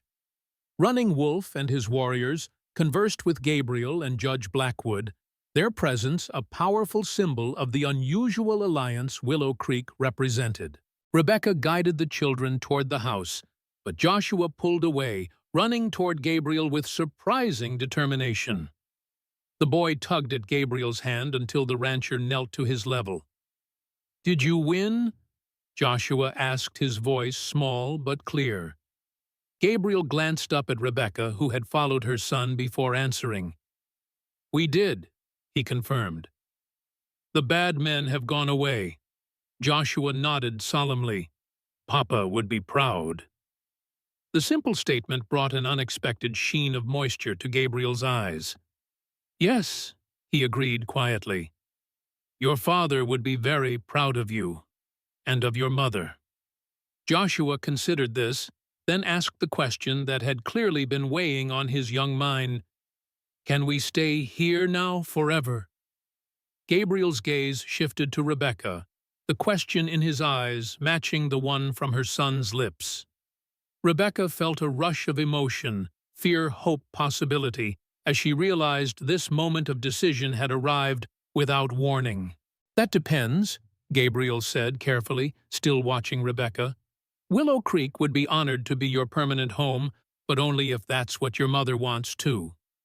All eyes turned to Rebecca Joshua's, hopeful Gabriel's, cautiously guarded, even Judge Blackwood observing with unexpected interest. Rebecca took a deep breath, her decision crystallizing with sudden clarity. Yes, she said simply, this is our home now. If you'll have us. The joy that transformed Gabriel's expression was answer enough, but he spoke the words anyway. Always, He promised one hand still holding Joshua's, the other reaching for Rebecca's. "This is where you belong." The weeks that followed brought sweeping changes to Silver Creek and Willow Creek alike. Mason Bradley was captured 3 days after his flight attempting to cross into Idaho territory. The evidence against him proved overwhelming once witnesses were free to speak without fear of retribution. Patrick Sullivan's testimony was particularly damaging, providing detailed accounts of Bradley's direct orders to set charges in an unstable section of the mine where Daniel Mitchell had been working. The mine itself was temporarily closed, pending reorganization under new management. Judge Blackwood, acting with uncharacteristic speed, appointed a receiver to oversee operations and ensure that the miners received fair treatment and proper safety measures. James Turner was offered a position as safety inspector, his experience and integrity making him ideal for the role. At Willow Creek, life gradually returned to normal, a new normal that included regular visits from Marshal Prescott and, more surprisingly, Judge Blackwood.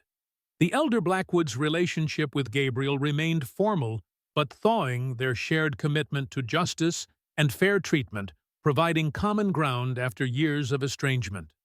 Rebecca found herself increasingly drawn into the administration of the ranch, her organizational skills complementing Gabriel's strategic vision.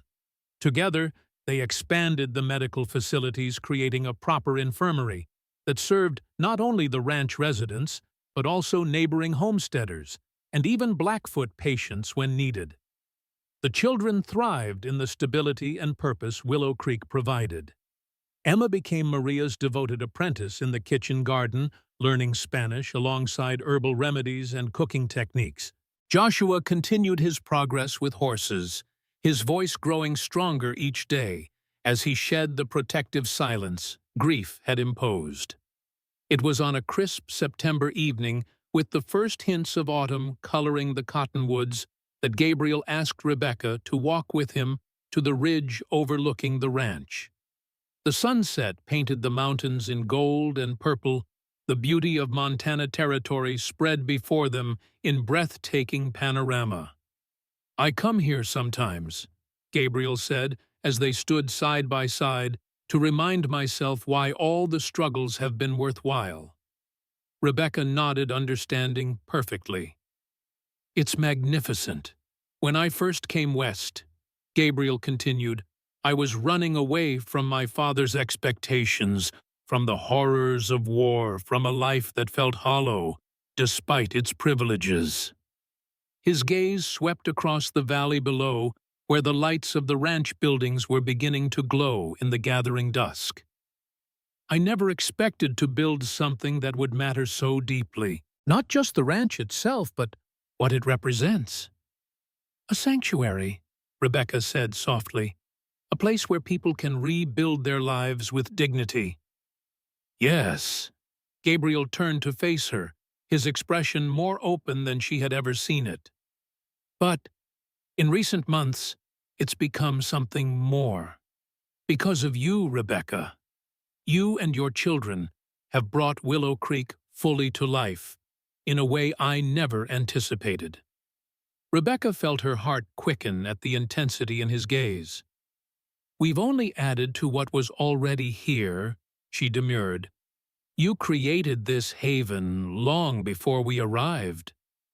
"I created the structure," Gabriel acknowledged, taking her hands in his. "But you brought the heart, your courage, your compassion, your unwavering principles. These are the qualities that have transformed Willow Creek from a refuge into a true home." The emotion in his voice left Rebecca momentarily speechless. She had known for some time that her feelings for Gabriel had deepened beyond gratitude or even friendship, but she had hesitated to name them, still feeling the shadow of Daniel's memory. "I've been thinking about something Joshua asked," Gabriel continued when she didn't speak. "About staying here forever. I want that, Rebecca. I want you and the children to be permanent parts of Willow Creek, not as residents or even partners, but as family. He released one of her hands to reach into his pocket, withdrawing a simple band of silver. "This was my mother's," he explained. "One of the few things I brought west with me. I've kept it all these years, never expecting to find someone worthy of its legacy." Rebecca's breath caught as understanding dawned. "Gabriel." "I love you, Rebecca," he said simply. "I love your strength, your determination, your fierce protection of those you care for. I love the way you've embraced Willow Creek and all it stands for. I love your children as if they were my own." He held out the ring. "If you'll have me, I want to build a future together, not replacing what you had with Daniel, but creating something new alongside his memory." Tears filled Rebecca's eyes, not of grief, but of overwhelming emotion. "Daniel will always be part of me," she said softly. "Part of who I am, part of our children." "As he should be," Gabriel agreed. "I would never ask you to diminish his importance or forget what you shared." Rebecca looked down at the silver ring gleaming in the fading light, then back to Gabriel's face, earnest, vulnerable, hopeful.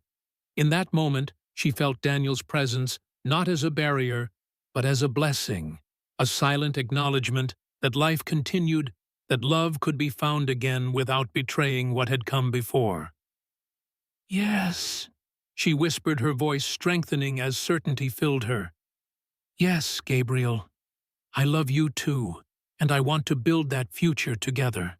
The joy that transformed his features was like sunrise breaking over the mountains. He slipped the ring onto her finger, then drew her into an embrace that felt like coming home after a long journey. When their lips met, the kiss was gentle at first, then deepening with a passion that spoke of both restrained longing and newfound promise. When they finally drew apart, breathless and smiling, the first stars had appeared in the darkening sky above. Gabriel kept his arms around her, unwilling to release her just yet. "We should go back," Rebecca said eventually. "The children will be wondering where we are." "Should we tell them tonight?" Gabriel asked, a hint of uncertainty in his voice. Rebecca smiled, thinking of Emma's perceptive observations and Joshua's growing attachment to Gabriel. "I think they've been expecting this longer than we have," she said. "But yes, tonight." As they walked hand in hand back toward the ranch, the lights of the main house glowed with welcome. Rebecca thought of all that had transpired since that desperate day in Silver Creek, when Gabriel had offered sanctuary to a widow and her children. The journey had been neither easy nor straight, marked by danger and loss, alongside healing and hope. Yet here they were, emerging from the storm into a promised land. Neither of them could have envisioned alone a place built on shared principles, mutual respect, and now love. A home not just for themselves, but for all who needed sanctuary in a harsh world. And as they approached the house where their unusual family waited, Rebecca felt a profound sense of rightness. Daniel would always be part of her story, the father of her children, the man whose courage had shaped her own. But Gabriel was her future, a future as vast and promising as the Montana sky above them, as solid and nurturing as the land beneath their feet. Together, they stepped into the warm light of home. The wedding took place on the first Saturday of October, with the cottonwoods blazing gold against a sky of perfect autumn blue. Judge Blackwood performed the ceremony, his official dignity softened by evident pride, as he pronounced Gabriel and Rebecca husband and wife. The celebration that followed brought together the diverse worlds that intersected at Willow Creek Ranch. Miners from Silver Creek, now working under fair conditions in the reorganized operation, raised glasses alongside Blackfoot warriors and their families. Marshal Prescott and his deputies mingled with ranch hands and settlers from neighboring homesteads. Maria's Mexican cuisine shared table space with traditional Blackfoot dishes and James Turner's wife's Virginia recipes. Emma and Joshua, dressed in their finest, stayed close to Gabriel throughout the day, their acceptance of him as their new father touching everyone who observed them. Joshua, now speaking freely, though still selective with his words, solemnly informed Judge Blackwood that he would be learning to rope calves next spring, when I'm bigger, like Gabriel says. As evening approached and lanterns were lit around the yard, Gabriel found Rebecca watching the gathering from the porch, her expression contemplative. "Having second thoughts, Mrs. Hayes?" he asked softly, joining her. Rebecca smiled, leaning into his embrace. "Not one," she assured him. "I was just thinking about journeys, how the most painful ones sometimes lead to the most unexpected destinations." Gabriel nodded, understanding immediately. "Daniel would be proud of what you've built, of how you've raised his children." "Our children now," Rebecca corrected gently. "That's what he would want, for them to have a father who embodies the same principles he lived by." Gabriel's arms tightened around her. "I'll do my best to be worthy of that trust."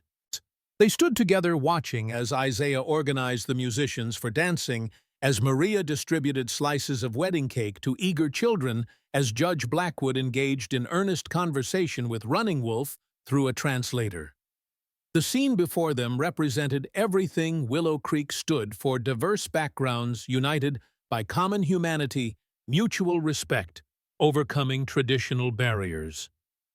"Do you know what I thought when I first saw you in Silver Creek?" Gabriel asked suddenly.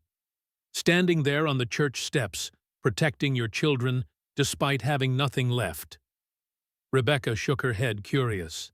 "I thought, there is a woman who understands what truly matters, not possessions or status or security, but dignity and principles." His voice softened. "I didn't expect to fall in love with you. I only knew you deserved better than what Bradley and his world offered." "And you gave me that chance," Rebecca said. "A chance to rebuild, to find purpose again." "We gave each other that chance," Gabriel corrected. "Willow Creek needed you as much as you needed it. I needed you, though I didn't recognize it then." From the yard came the sound of fiddles starting up, accompanied by drums from the Blackfoot musicians, an unlikely but harmonious blend. Joshua ran up to the porch, his small face alight with excitement. "Mama, Gabriel, dancing is starting. Emma says you have to dance first, because you're married now." Gabriel laughed, releasing Rebecca to swing Joshua up into his arms. "Your sister is right, as usual. Shall we show them how it's done?" Rebecca took his offered hand, her heart full to overflowing. As they descended the porch steps together, Joshua balanced on Gabriel's hip. The gathered guests made way for them, forming a circle as the music shifted to a waltz. As Gabriel set Joshua down and took Rebecca in his arms for their first dance as husband and wife, she caught glimpses of familiar faces in the crowd. Emma watching with dreamy romanticism, Maria wiping away tears of joy, Isaiah nodding approval, Judge Blackwood observing with dignified emotion. And for just a moment, in the golden light of sunset, filtering through autumn leaves, Rebecca thought she felt another presence. Daniel offering his blessing on this new chapter, this promised land after the storm. The sensation passed as quickly as it had come, leaving behind not grief, but gratitude. For the journey that had brought her here, for the man whose arms now held her, for the community that surrounded them, and for the future they would build together on this land of second chances. A future as boundless as the Montana sky, as enduring as the mountains on the horizon, and as rich as the love that had found them when they least expected it. Retry Claude can make mistakes. Please double-check responses. Research Troyan Tincam, Sonnet 3.say.